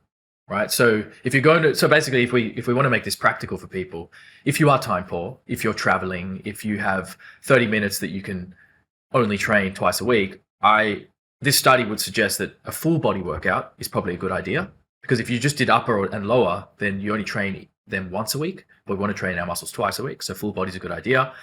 Just do one hard set. One other thing I want to say is people think 2 reps in reserve, oh, that's easy. It's not easy, because most people are leaving 5 or 6 in reserve, thinking they're doing 2 in reserve. 2 reps in reserve is you're training really hard. Like, you've got researchers in the room with you. They don't, when you're doing the reserve model, they teach you how to, guess when you've got 2 reps left. And the subjects were actually very good at that when they looked into this study. But when you're going to failure, you need someone in your ear, like encouraging you and motivating you to get to failure. And they did it safely. They used machines mostly, as you were mentioning. They didn't have like free weight barbells. Like, it was Smith machines and other machines. And we all know, like, you can get on a machine and let's say it's a machine bench press. It's very easy to get to sort of 10 or 11 reps. Let's say before the set starts, you're like, okay, I'm going for 10 or 12 reps. And you get to 10 or 11 and you trick yourself into thinking you're at complete failure. But if you really, really lock in, generally speaking, at least in my experience, you have another 2 or 3 reps till you really get to that point where there's just nothing left at all. Like true mechanical failure, where the muscle just cannot. I mean, like, whether it's central, whether the brain just can't deliver the message to the muscle, or if it's peripheral, like the muscle just heats up too much, or the metabolites build up, you can't do another rep. It doesn't actually matter. Like, failure is failure if you just cannot get that weight back up. But you're hoping that you're getting there due to mechanisms within the muscle, not necessarily that you're quitting the set a bit early. Do you know what I mean? So if you look at this study, something that I guess we could probably take away from it is you train a lot, you're going away on a holiday, you're working a lot or something, you have to reduce your volume. If you do this twice a week, full body workout where you do 1 set per muscle group and you get to within 2 reps in reserve or to failure for a little bit more improvement, then you could actually be getting some improvements. And we could at least say you're probably not going to go backwards, which is a great thing, right? And then I guess what we'd want to be careful of saying is that there was a modest benefit to going to complete failure, but that's not the same as saying, okay, when you have a huge training volume, now all of a sudden you've got lots of time, you can do 20 sets on a muscle group per week, that you should take all 20 sets to complete failure. Absolutely, yes. We do not want to. What I recommend usually is you take your last set to failure if you want. You don't even need to be honest. But if you're advanced and you want to like squeeze the sponge dry, take your last set to failure. These subjects. So there's one other limitation that I picked up on the study that wasn't actually in the discussion, but they didn't measure what their previous training volume was, right? So let's say you were in the study and you were doing 20 sets per week per muscle group. And now we're taking it down to 2, right? So a massive drop in volume. But your 20 sets that you were previously doing, you were leaving 5 or 6 reps in reserve for all of your sets. So whilst your volume looked big, the actual magnitude of the stimulus and the proximity to failure was still quite distant. You weren't that close to failure at all for your 20 sets, right? So it's this intensity duration trade-off. So one reason why I think these subjects still made pretty good gains, despite likely dropping their volume, is the intensity made up for that lack of volume. Okay, so now, if you're somebody who was doing 20 sets per week to 1 or 2 reps in reserve, and then you did this protocol, I think you would go backwards. You would lose some of those gains. You would actually, I don't think you'll hold on to that hypertrophy and strength and power. I actually think that might be a bit of a problem. So you've got to know who you are and what you're dealing with. What is your baseline? What have you been doing previously? And then, let's say you're traveling. Could you get away with this? Maybe. Yeah, which is interesting because it's the person that does the 20 sets per week who gets to within 2 reps in reserve that I think is more likely to be able to do this protocol. Right. Because if you haven't been doing that, you're not experiencing that, then you're asking someone who's completely inexperienced with that territory to go in and lock in and do a 30-minute workout, which comes back to adherence. But I guess take-home point is, if you can lock in, do a 30-minute workout, do 1 set per muscle group, get as close to failure or to failure as possible. if you're someone that's not training super intensely all the time, it's probably going to be good enough to keep you at the same level, maintain, or maybe get some small improvements. But it ultimately will boil down to actually being able to get to that intensity that you're talking about. Yep, that's it. If you want to know the name of that study, it's Muscular Adaptations in Single Set Resistance Training Performed to Failure or with Repetitions in Reserve. And it was a December 2024 paper. So that's it, mate. Okay, so I want to start with my study on selenium. Do you eat Brazil nuts? I used to intentionally eat one Brazil nut a day because of that little meme going around, one Brazil nut a day, whatever.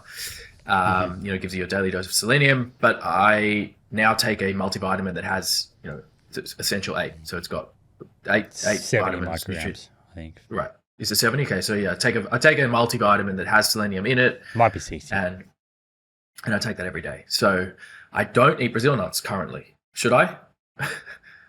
Well, I alluded to this at the beginning. So in my book, I wrote about in chapter 10, I think it is, chapter 10, nutrients of focus. And I go through 8 nutrients of focus, how when you're eating a plant-rich, plant-based diet, how you can optimize these and make sure you're getting enough of these important micronutrients. One of those being selenium.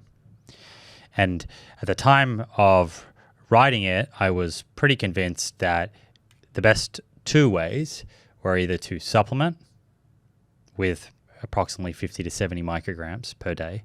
So the RDI for an adult woman is 60 micrograms per day, adult man is 70, and you'll get a little bit through a plant-based diet, but unless you're eating Brazil nuts, that amount typically is around 40 micrograms per day. So the average person on a plant-based diet who's not supplementing, not eating Brazil nuts, is getting like 40 to 50 micrograms per day, falling a little bit short of what those RDIs are. And selenium, just to give you an idea of its importance, it is critical to immune function. It's important to endogenous production of antioxidants like glutathione. It's important to male fertility. It's important for thyroid health, the production of thyroid hormones along with iodine. So it is a nutrient of focus for plant-based eaters. And as you say, there is a general guideline or heuristic that Brazil nuts, if you eat 1 or 2 a day, that will ensure that you get enough selenium along with the other foods you eat to get you to that RDI, right? Which means your body has enough selenium to do all those things that I just mentioned. This study that I read was a randomized controlled trial out of Germany. In Germany, the levels of selenium in the soil, like Australia, New Zealand, a lot of countries, is actually quite low. So a lot of the plant-based foods we're getting do not have a lot of selenium in them. So they were interested in going out and getting a group of vegans. These were people that were aged between 19 and 32, males and females. And then they got a group of omnivores from Germany as well, same age. And they brought them into this study and they measured their baseline selenium levels. Baseline selenium intake in the vegan group was about 45-ish micrograms per day. And in the omnivore group was 64 micrograms per day. So interestingly, even the omnivores were a little bit below the RDI. But they did go on to measure actual selenium status, and it was a much higher percentage of vegans that had suboptimal selenium status than omnivores, as you would expect. There was 84%, to be specific, of the vegans were below the RDI selenium intake, and it was 63% in the omnivore group that were below that RDI. This study had an interesting intervention, but it's actually not the intervention and the results of this study that I was most interested in. So they brought the omnivores in and vegans from Germany, and they randomized each group into 3 groups. So each group, the omnivores and the vegans, then got randomized into placebo, given nothing, a Brazil nut butter that contained 55 micrograms of selenium, or a selenium supplement. And the reason that they chose the Brazil nut butter rather than Brazil nuts is the first thing in this paper that caught my eye. So all Brazil nuts come from Brazil, Bolivia, Peru, South America. And there is great variability in the selenium content of the Brazil nuts within a batch and also between batches, depending on where they come from.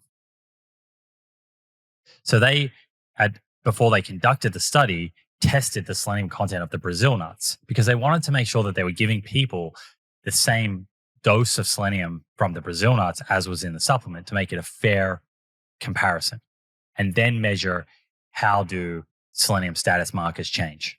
Okay. So you're basically saying, okay, in vegans and in omnivores, if they have suboptimal selenium status, is there an advantage to getting the selenium from Brazil nuts or from a supplement? Right. But in order to do that, you need to measure how much selenium is in your Brazil nuts that you have. And this is where it was super interesting. So they found that I ran the calculation based on the average Brazil nut being 5 grams. They found that the average content or the content of selenium in a Brazil nut varied from around 1 micrograms anywhere up to 25 micrograms per Brazil nut. And so based on that, the researchers thought, well, we can't just say feed everyone 2 Brazil nuts because Drew might get 2 Brazil nuts that have 1 microgram, and then Simon gets 2 that have 25. Simon's got 50 micrograms and Drew only got 2. Right. So they thought, what can we do? Well, let's blend the Brazil nuts up to get a sort of homogeneous level of selenium distributed throughout that nut butter. And they did it in a way where they were able to get 55 micrograms of selenium into a serve, which was 15 grams of nut butter. Okay. That's small. That's like a teaspoon. Right. This was, it's probably between a teaspoon and a tablespoon. Okay. A teaspoon is probably more like 5 grams, I'd say. Okay. So it's probably leaning a little bit more towards a tablespoon. But what I thought was interesting at that point was the generalizability of this study, because I immediately thought, okay, well, they've standardized it, so both these groups are going to perform pretty much the same, unless there's something in the Brazil nuts that's increasing absorption or lowering absorption, right? And sure enough, they pretty much performed the same. So you might go, okay, well, the outcome of that is, the takeaway is like, buy a Brazil nut butter or take a supplement. But then upon thinking about that a little bit more, I was left with this question. Well, how do you know the selenium concentration of the Brazil nut butter that you buy? Because it's going to be heavily dependent upon the batch of Brazil nuts that were used to create that. And so I looked a little bit more at studies that have evaluated the selenium content of Brazil nuts. And I found another paper, 2017, which admittedly I should have picked this up years ago. I wrote my book in 2019. So this was an oversight where selenium content varied anywhere from 8 micrograms to 200 micrograms per nut. Whoa. Okay, so now you're left with this sort of great variability. So even if you buy them and blend them, if what you buy, the selenium content is very low, then whatever you end up, your blended kind of absolute selenium amount is not going to be high. Right. Right. So you wouldn't know how many tablespoons to take to get to 55 micrograms. It might be that you have a very low dose. Your Brazil nuts are not very concentrated in selenium, so you might need 3 tablespoons. Right. Okay. Or you might have nuts that have 150 to 200 micrograms per nut, and you're blending a lot of those. And so you're consuming way more selenium than the RDI. And the issue with that is the European Food Safety Authority brought out a paper in 2023, I'll put in the show notes, where they have actually changed the upper limit to about 255 micrograms per day. And that's where you start seeing some side effects of toxicity from too much selenium. So it would only take, a couple of Brazil nuts, if they were highly concentrated in selenium, to get you over that level. So with that in mind, paired with the fact that it's very hard to go and test your selenium status. So if selenium was a marker that was easy to go down to your doctor and get a test like an iron test, I would say just be guided by that. If your typical diet, you go and measure your selenium status, it looks good, then, probably the foods you're eating, the soil it's grown in, like it's the right amount of selenium for you. But like actually measuring selenium content, a status, is difficult. You have to get serum selenium measured. You have to get some proteins in the blood measured that are hard and some enzymes in blood that most laboratories do not test for. This was a clinical test where they measured these things. So accessibility to test that is difficult. It's difficult to know how much selenium exactly is in the Brazil nuts that you're buying. You're likely getting a lot of volatility from batch to batch, from day to day. And given the importance of selenium in immune function, male fertility, thyroid health, all these things, metabolism that I mentioned at the top, I think the more precise way to go about getting selenium is through a supplement. And that supplement would be in the realm of 50 to 70 micrograms per day. So then, with the 30 to 40 micrograms you're getting through your diet, you're going to be definitely getting your RDI without going way too high. Okay, so I've got so many questions, but one just quick one is, when you say RDI, recommended daily intake, is that different to RDA, recommended daily allowance? Like, is this an upper limit ceiling that you don't really want to cross? The RDI is not an upper limit. The upper limit is the upper limit. So they're different. 250 or whatever you said, yeah. Right. So it's okay to go above the RDI as long as you're below a level which we understand creates toxicity. There is some debate on where that is for selenium. So the World Health Organization, Australian kind of nutrient reference values suggest it's 400 micrograms per day. But as I mentioned, in 2023, European Food Safety Authority came out and said, we need to reevaluate this. And they dropped it to around 250 micrograms per day. Okay. So my next question is, this kind of goes back to that, I guess, that appeal to nature sort of fallacy that a lot of people think is, if you can get your selenium from a whole food, surely that's better than going for a multivitamin or a powder or a supplement form.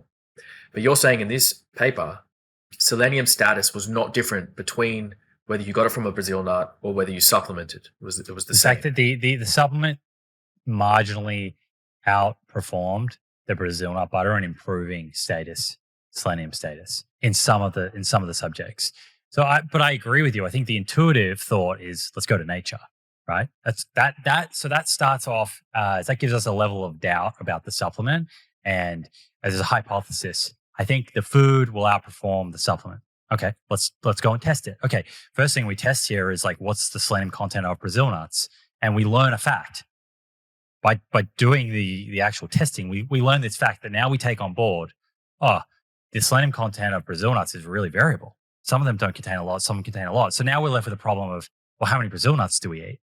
And how do we know each time we buy them what the selenium content is of that particular batch? Because we don't have these tools at home to test them.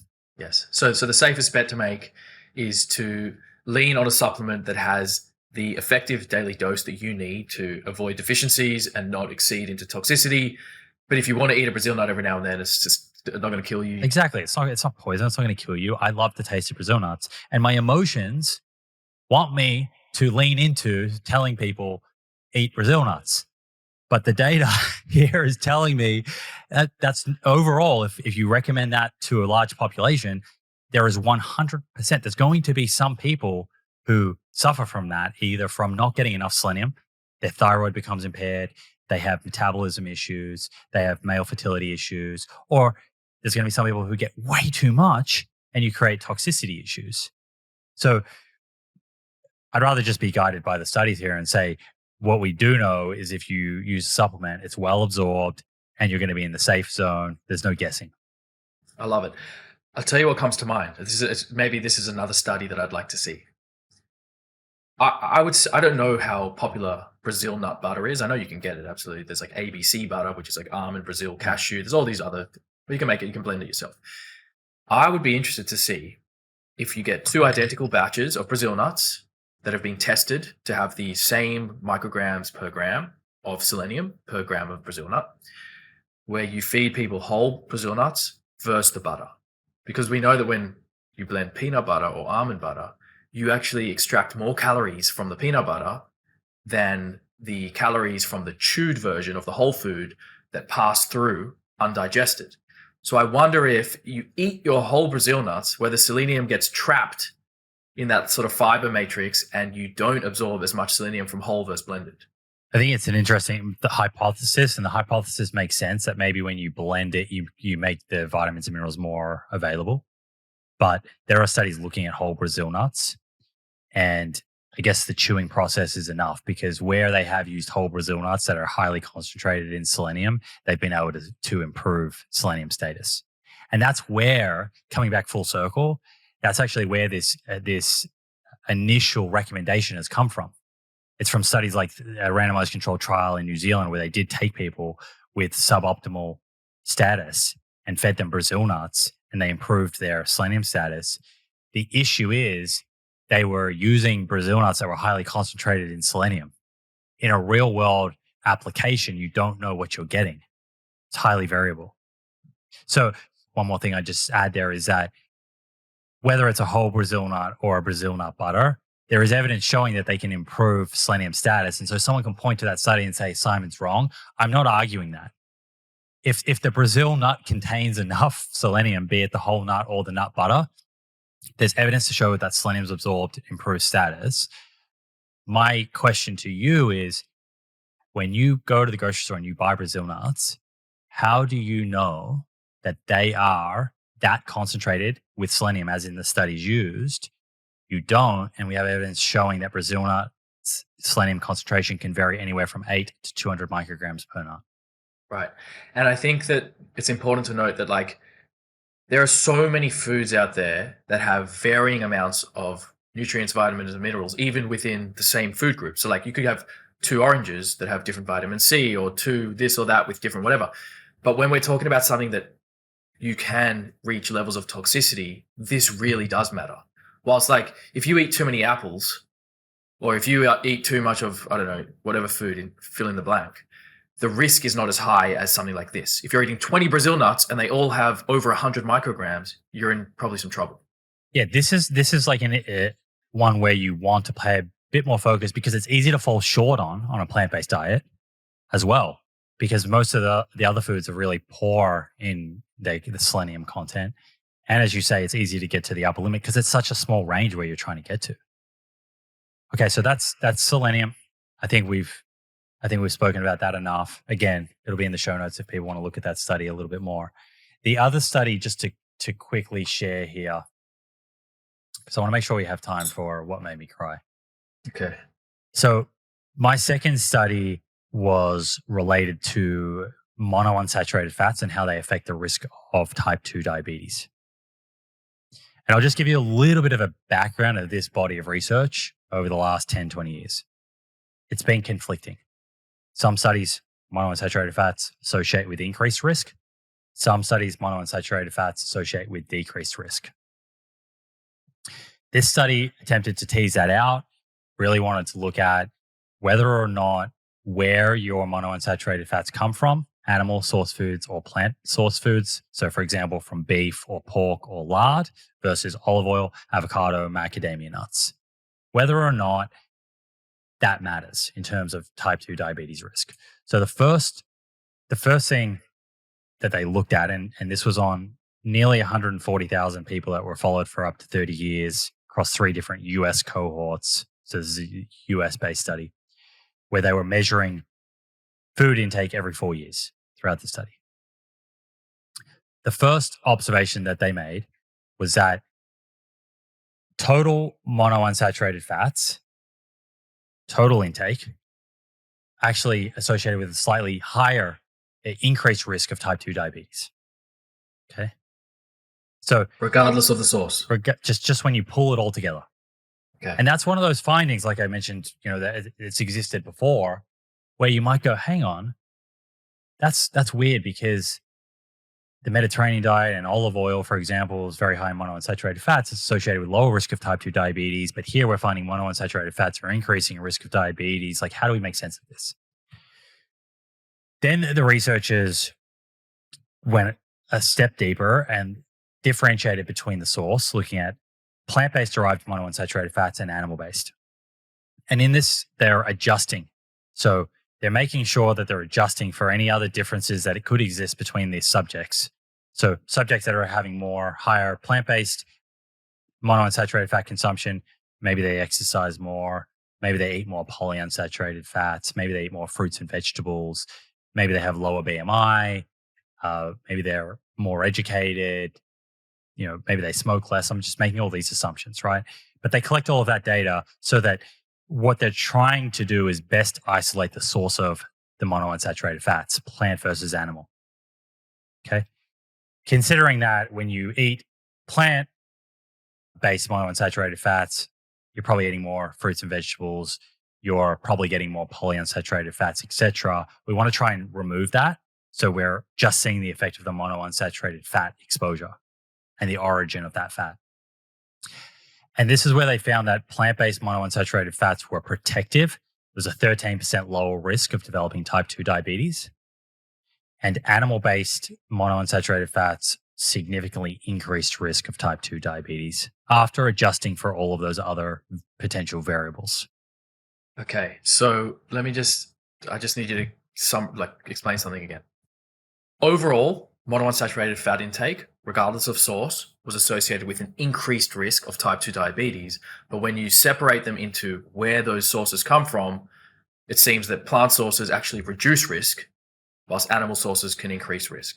So what is the takeaway? What is that telling us? Is it telling us something about monounsaturated fats or the food groups themselves? Like, what do I need to know? So a good question here is, are the monounsaturated fats in animal foods distinctly different to plant-based foods? And the answer to that is mostly no. So the monounsaturated fats that exist in beef and pork and lard, and then in olive oil and avocado, etc., macadamia nuts, are mostly oleic acid.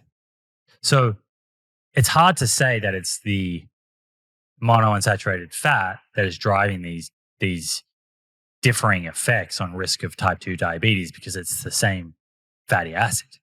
Right. And then I said earlier, well, they're adjusting for polyunsaturated fat and they're adjusting for fruit and vegetable intake and all these things. But you can't adjust for everything, right?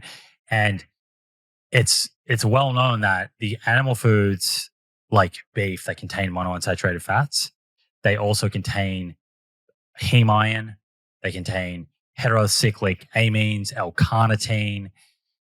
Processed meats contain advanced glycation end products, or AGEs. These are all different compounds that are associated with increased risk of type 2 diabetes. Things that we're not adjusting into the model. So it's possible that when you're separating the source of monounsaturated fats, what you're doing is you're actually just looking at exposure to those compounds versus less exposure.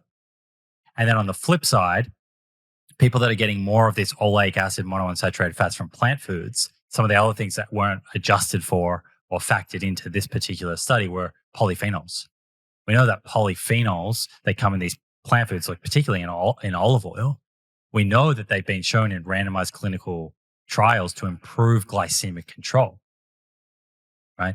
So you factor in the package, what's coming along for the ride with the monounsaturated fats. And that's my takeaway from this study is monounsaturated fats themselves appear to be quite heart healthy, cardiometabolic healthy, but the company that they keep, the food that they come in, is going to ultimately determine the effect on your cardiometabolic health. You can't isolate a food down, beef, and say it contains monounsaturated fats, oleic acid, just like olive oil, therefore it is healthy. Because those fatty acids, the oleic acid in that food matrix, are coming packaged next to those other compounds that I mentioned that are associated with increased risk of type 2 diabetes. Moral of the story is you want to get your monounsaturated fats from foods where they're sitting next to, keeping company with fiber, polyphenols, and polyunsaturated fats, not next to saturated fats, advanced glycation end products, etc. And that just means, from a food perspective, less beef, less butter, less pork, eating more nuts, seeds, avocado oil, olive oil, etc. So what I'm hearing is food matrix matters, but not just for what it comes with, but what it doesn't as well. So it's what are you eating? So let's say This actually brings up an even broader point. If you're looking to get a specific nutrient from a food, let's say you go, I want to get my monounsaturated fat from beef. You've got to think about what's coming along for the ride, as you just said, versus thinking of it as a matrix that contains all of these different nutrients and what is the overall outcome. This comes back to zooming out and looking at the evidence.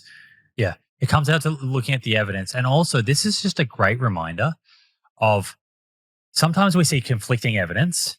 So, for example, I mentioned that you can find studies showing total monounsaturated fat intake increases, has no effect, or decreases risk of type 2 diabetes, right? And you could use that evidence to say, we have no idea. We have no idea. It's all over the place. Scientists don't know what they're doing. Or I could also use it to say, I could pluck a study that shows increased risk with monounsaturated fat consumption that hasn't looked at the type, and I could go on online and say, guys, monounsaturated fats increases risk of type 2 diabetes. Do you want to know what cooking oil has the most monounsaturated fats? It's olive oil. So I guess a reminder that sometimes contradictory findings that doesn't mean that the science is confused. It just means that the person hasn't taken the time to explain those findings, which are completely explainable when you dig in a little bit more. 100%. That's such a good example. And that's probably where the seed oil stuff comes in. And, you can create these narratives and reasons why mechanistically seed oils are killing you. But if you zoom out and look at hard outcome data, what are we looking at? What are the endpoints? Cardiovascular disease, diabetes, whatever it is. If you look at the studies that look at hard outcomes, you'll see the bigger picture. It's almost like if you get too close to something, it's too hard to see it. You're seeing it in pixels. But if you step away and zoom out a little bit, you get to see the bigger picture and you see it with a bit more clarity. So you can't just hyper focus on one pixel to see the picture. You got to step away and sort of look at the broader. And we've come full circle, and you've just reminded me, because we didn't really delve into all of the evidence on seed oils. We were speaking more about the mindset. There's a review titled Beneficial Effects of Linoleic Acid on Cardiometabolic Health, an update. There's a 2024 review that came out, which largely speaks to vegetable and seed oil consumption, because linoleic acid is the primary fat that's in those oils. And it goes through the research that's looked at how do these oils affect inflammation? How do these oils affect risk of having a cardiovascular event? Long-term, people with more of these fats in their blood or in fat tissue, your body can't produce these fats. They have to come in through the diet. So you can measure the levels in blood or in fat and get a very good objective understanding as to what someone's exposure is. How do those circulating levels or fat levels associate with long-term health outcomes, cancer mortality, total mortality, etc.? And what are some of the unanswered questions? Because there are some genuine questions. Like, for example, they talk about the fact that omega-6 to 3 ratio has been completely overblown and probably doesn't matter unless you're in the context of a diet where someone doesn't get direct EPA and DHA. So someone's not supplementing with a fish oil or an algae oil or eating fish, then maybe there is a case for not having too much omega-6. They don't directly address it in this paper, but often people will cite a study on seed oils and say, look, see here, they cooked with seed oils and it produced some toxic compounds.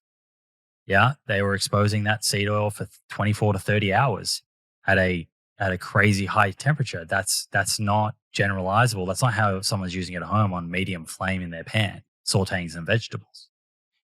So read this review if you're not convinced that seed oils are not toxic. And you might be surprised to learn a few things in there. And it's not a review has funding from the seed oil industry at all. Yeah, man, that's good. I think that actually really, really looped back that conversation that we were just having there around the seed oils and all of that, back to what we were saying about, back to Martin, when I bumped into Martin at the beach, right? So it's the trade-offs in these food matrices, right? So like he was happy to trade off potentially, I'm saying potentially, poor cardiovascular disease outcomes long-term for acute blood glucose outcomes that were positive in the short term.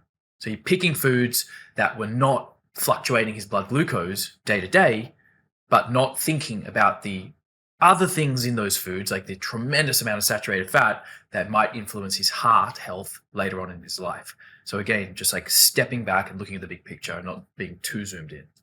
What made me cry this week? You want to kick that off? Yeah, I'm interested. Yeah, I mean, I don't even know where to begin guessing, but let's hear it, mate.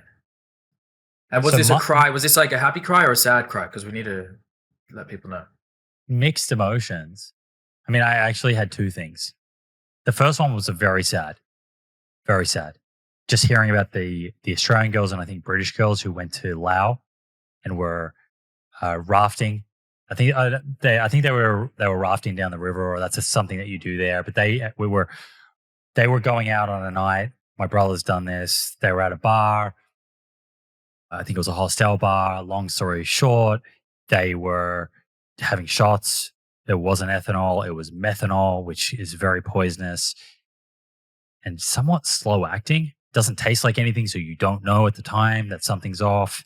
And these girls who had their whole life ahead of them, who were like, having this post high school trip together. I think they were like 19, time of their life moment.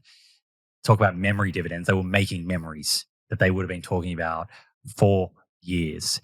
And they both died. I mean, 5 of them died, 2 Australian girls. 1 girl survived. And I was listening to the parents and listening to the dad speak about this. I saw that. Oh, yeah. I mean, it's causing the hairs to stand up on my arms right now. Actually, yeah, I saw that. It was something brutal. That I just think no parent should have to go through, and to think about the fact that those girls were in their absolute prime. Yeah, no one saw this coming. That was a very sad story.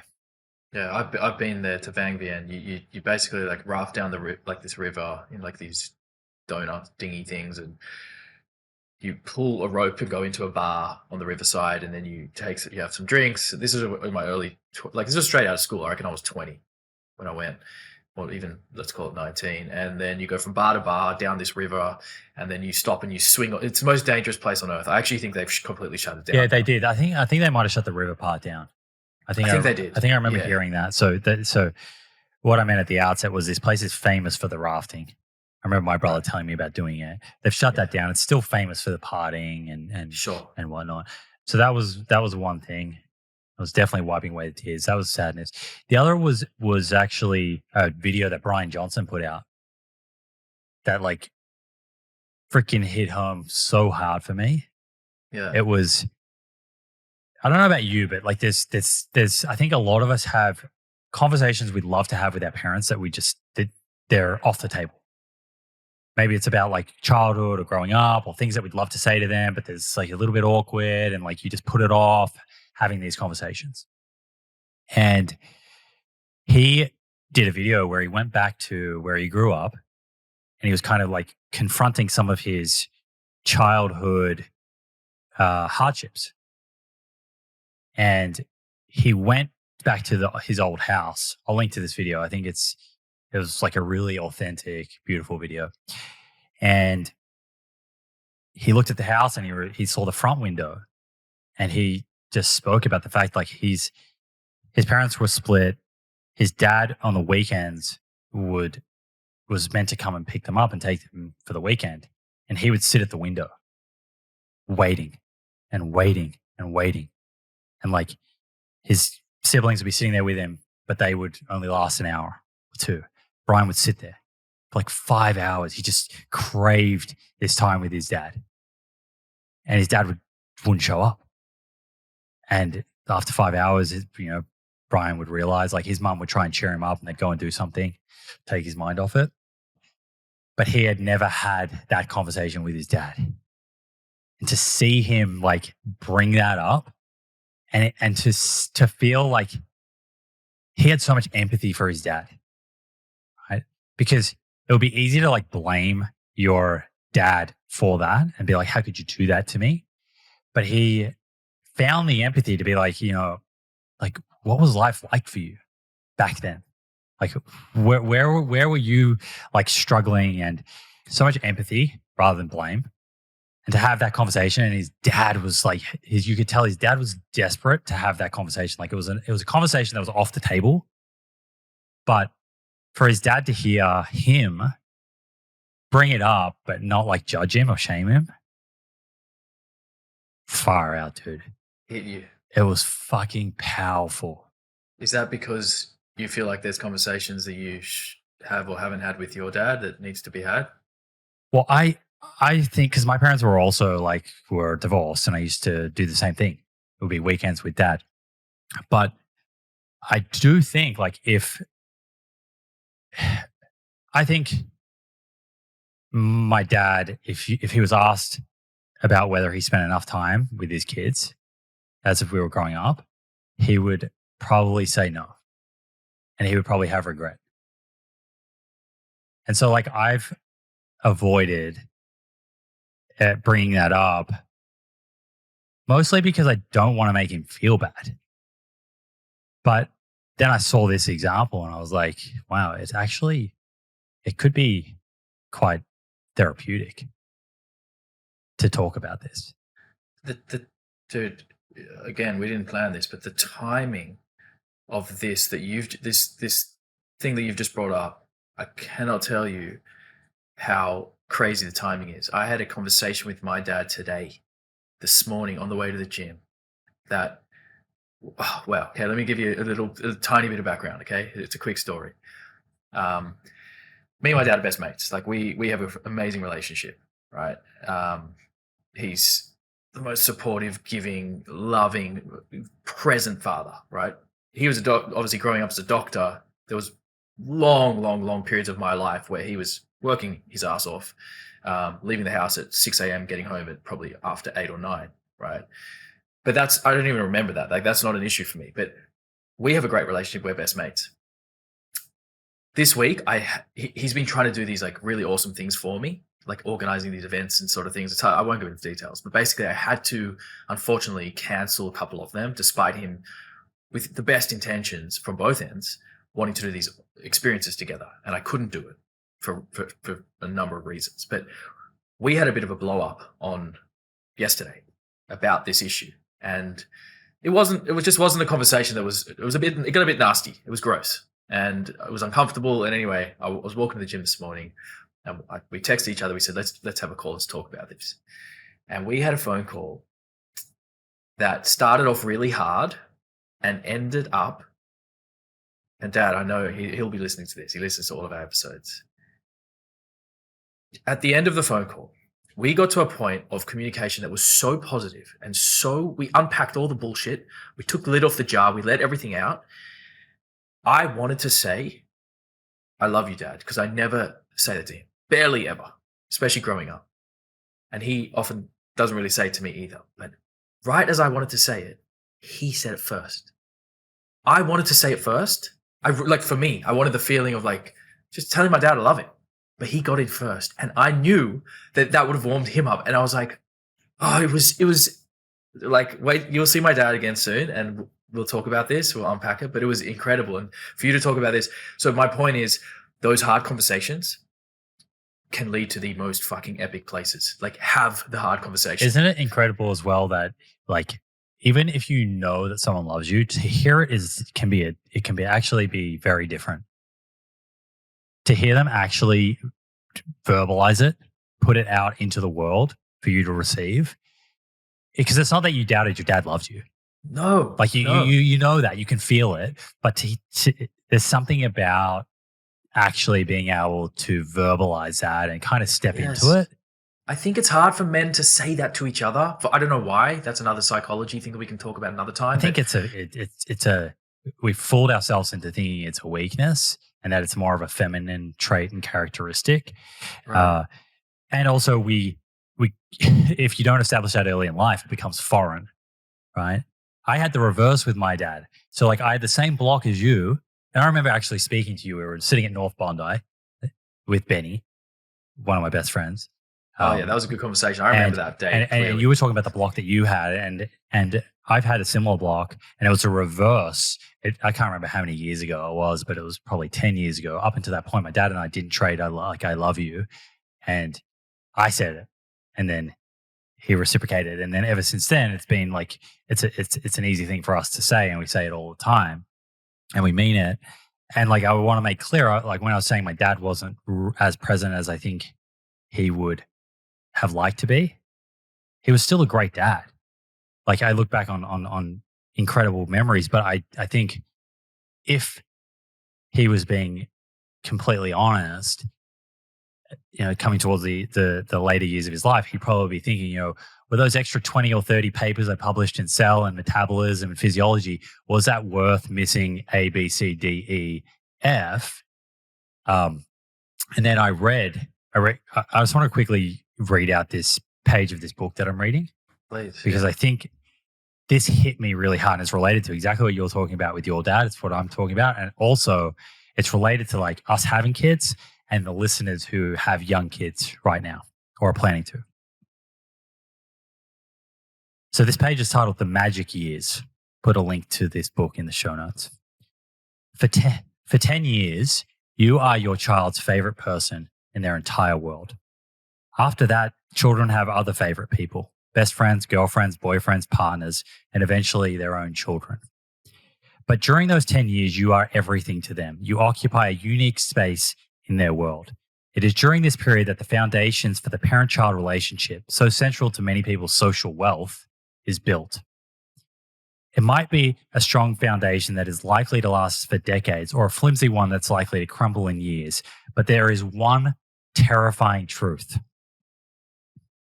By the time your children are 18, you've already used up the vast majority of the time you'll have with them. Unfortunately, we live in a society where children's early years coincide with their parents' peak working hours, travel, and other professional responsibilities. For many of us, these special years come and go in the blink of an eye, a blur of late nights in the office, meeting about meetings, emails at the dinner table, and weekend calls. In a viral Reddit post from 2023, a user wrote, 20 years from now, the only people who will remember that you worked late are your kids. Commenters responded with emotion-filled posts such as, the graveyard is full of irreplaceable and important people. And I've missed so many birthdays, plays, and events for work, and I can't even tell you why. I don't remember what I was working on. I can't tell you why it was important, but I can tell you how my not being there made my kids feel. I am in two minds on this. Being present and spending time with those you love is the most important thing in the end. And having the people you love see you work hard on things you care about is a principle they'll remember for the rest of their lives. And this guy, like I follow this guy on social media, and he put up this graph showing 95% of the time that you'll spend with your child is between their age of 0 to 18. Isn't that incredible? Yeah, incredible. I'm just like thinking. So many thoughts just came into my mind as you were reading that. But yeah, I mean, it's powerful stuff. I guess the collecting moments, collecting memories has to be the North Star for everyone, right? Like collecting things. No one gives a fuck about your bank account when you're gone.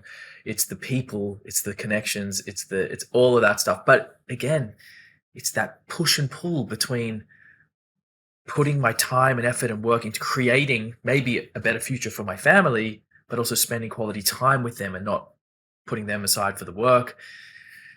Yeah, it's a tough one. But that's a great read, man. That really hits the feels big time.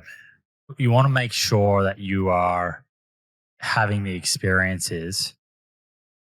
important experiences with your kids when they're at that age, 0 to 18, where according to this guy, you've spent 95% of the time you'll ever spend with them in your lifetime is in those formative years, 0 to 18. You want to make sure you've invested enough time to help guide them, help create magical experiences.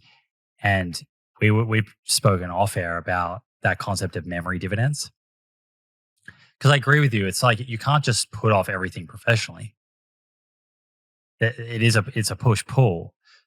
But one of the things that Bill Perkins, who wrote Die with Zero, gets people to think about is that often when you're thinking about an experience that you could have with your family, you think of that experience as a transaction. It's like a 7-day trip. It has a cost, in terms of money and then your time, and maybe you can't work during that period. And you weigh that against what that experience is. Okay. Maybe that experience is going surfing for a week. And you could convince yourself, I've surfed a lot. Is it really worth it? But what you can discount is this concept of memory dividends. The value of that trip is not just the joy, the happiness that comes from the trip itself. We all have this, right? Think of the stories you retell over and over and over and over. You've got stories with your family about like that. You've got stories with your best friends. And that's what a memory dividend is. You invest deeply into these experiences with people that you care about. And what happens is you get a dividend over the years every time you relive that story, right? You and I have that on many accounts, one of those being Kokkinos. Right. and we share that with the listeners, right? Right. Every time I think about that, it lights me up. That's a laugh that is recurring forever. It will keep coming up almost to the same intensity as the initial laugh that we had on that webinar, live in the moment. I have laughed just as hard watching it back. And you're right, like in the moment, you think it's just an acute little, flash of time, but it lives on. Like it will never go away. But I would also say that, like, because I'm thinking about what you just said, like for the parents who aren't there when their kids are young, right? Not only is there not a lot of time with their kids, but there's not even quality. There's just no quality time, but no time at all. I also think you can offset that deficit with really good quality time later in life with your parents. So if you can rekindle a relationship with your father or your mother or whoever it is with real quality and depth to it, all of that lost time, it's not lost. It's not linear, is my point.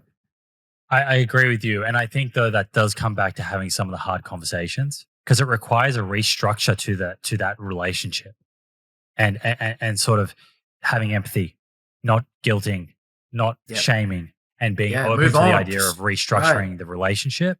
It's almost like a second relationship with the same person. Mm-hmm. It's a new relationship. You start a new one. It's fresh. Yeah, I like that idea.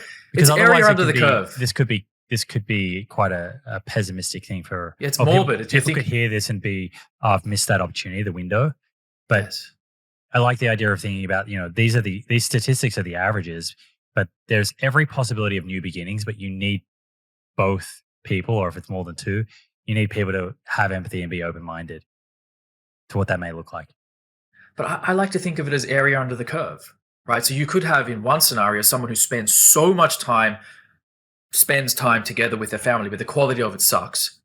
So it looks like they've had a lifetime together, but they haven't really bonded, versus the other person who has this deep, amazing quality relationship for a shorter duration, but the area under the curve may be somewhat equal, or may even exceed the other person who's spent a lifetime with their, you know what I mean? This is a whole podcast in itself. I think it's because there's an art to this. It's when you have 20, 30 years history of a particular relationship, at least what I've learned from my experience is the key to kind of restructuring that or reconciling is to go to that person and just express how you felt or feel, not saying how they made you feel or coming as like I'm blaming you or I'm attacking you. Just literally getting them to understand how you felt and then understanding their perspective. Trying to understand each other better will be the foundational key to taking a relationship that for 20 or 30 years wasn't what you wanted and restructuring that. And ultimately that's going to require some difficult conversations, which is why I listened to Brian Johnson's episode. And to be honest, I was wiping away tears. It's beautiful. Honestly, like I don't even want to share my stuff anymore. Like, I think what a perfect place to end it. Do you not agree? Yeah. And I have a dad joke if you want to. Okay. Well, let's end. Yeah. Well, why don't we end with something a little lighter? We'll laugh something off. It seems on brand while we're talking about dads. Yeah. Okay. Yeah. Give me a dad joke. This one kind of seems like it has the potential to get me cancelled, but I'm hoping it doesn't and it shouldn't. What do you call the sexuality where you're attracted to both men and women, but neither of them are attracted to you? Go on. By yourself. Right. By yourself. You're the daddest. You are the daddest. That's why we love you, mate. And people in the comments in our last episode were really wanting those R-rated ones that we cut. So I had an idea. Why don't we post the laughter without the joke inserted? I'd be happy to cut and edit together for us of just Simon and I laughing for, would have been probably 6 or 8 minutes straight. If you want to see that content, let us know in the comments. I don't know. What should they comment if they want to see that? Just comment here for the dad jokes. Here for the dad jokes. All right. But yeah, mate, I just want to thank you for just so many great conversations. I don't know how many we've done now, but fuck, every single one of them, I leave feeling just energized. I love talking to you. Love seeing you. I haven't seen you for a while, so I'm excited to be together. Feelings are mutual. I'm looking forward to having a little jam in Byron soon. Yes, we'll play guitar. We'll surf some waves. Maybe I'll get some drone shots of us surfing. That'll be nice. All right. Feelings are mutual, dude. This felt like therapy. Yeah, it felt really nice. Thank you. There you have it, friends. I hope you enjoyed this episode. If you did and want to stay up to date with future episodes, be sure to hit that subscribe button on YouTube and follow on Apple or Spotify. Finally, thank you for showing up and the effort that you're making to take control of your health. I look forward to hanging out with you again in the next episode.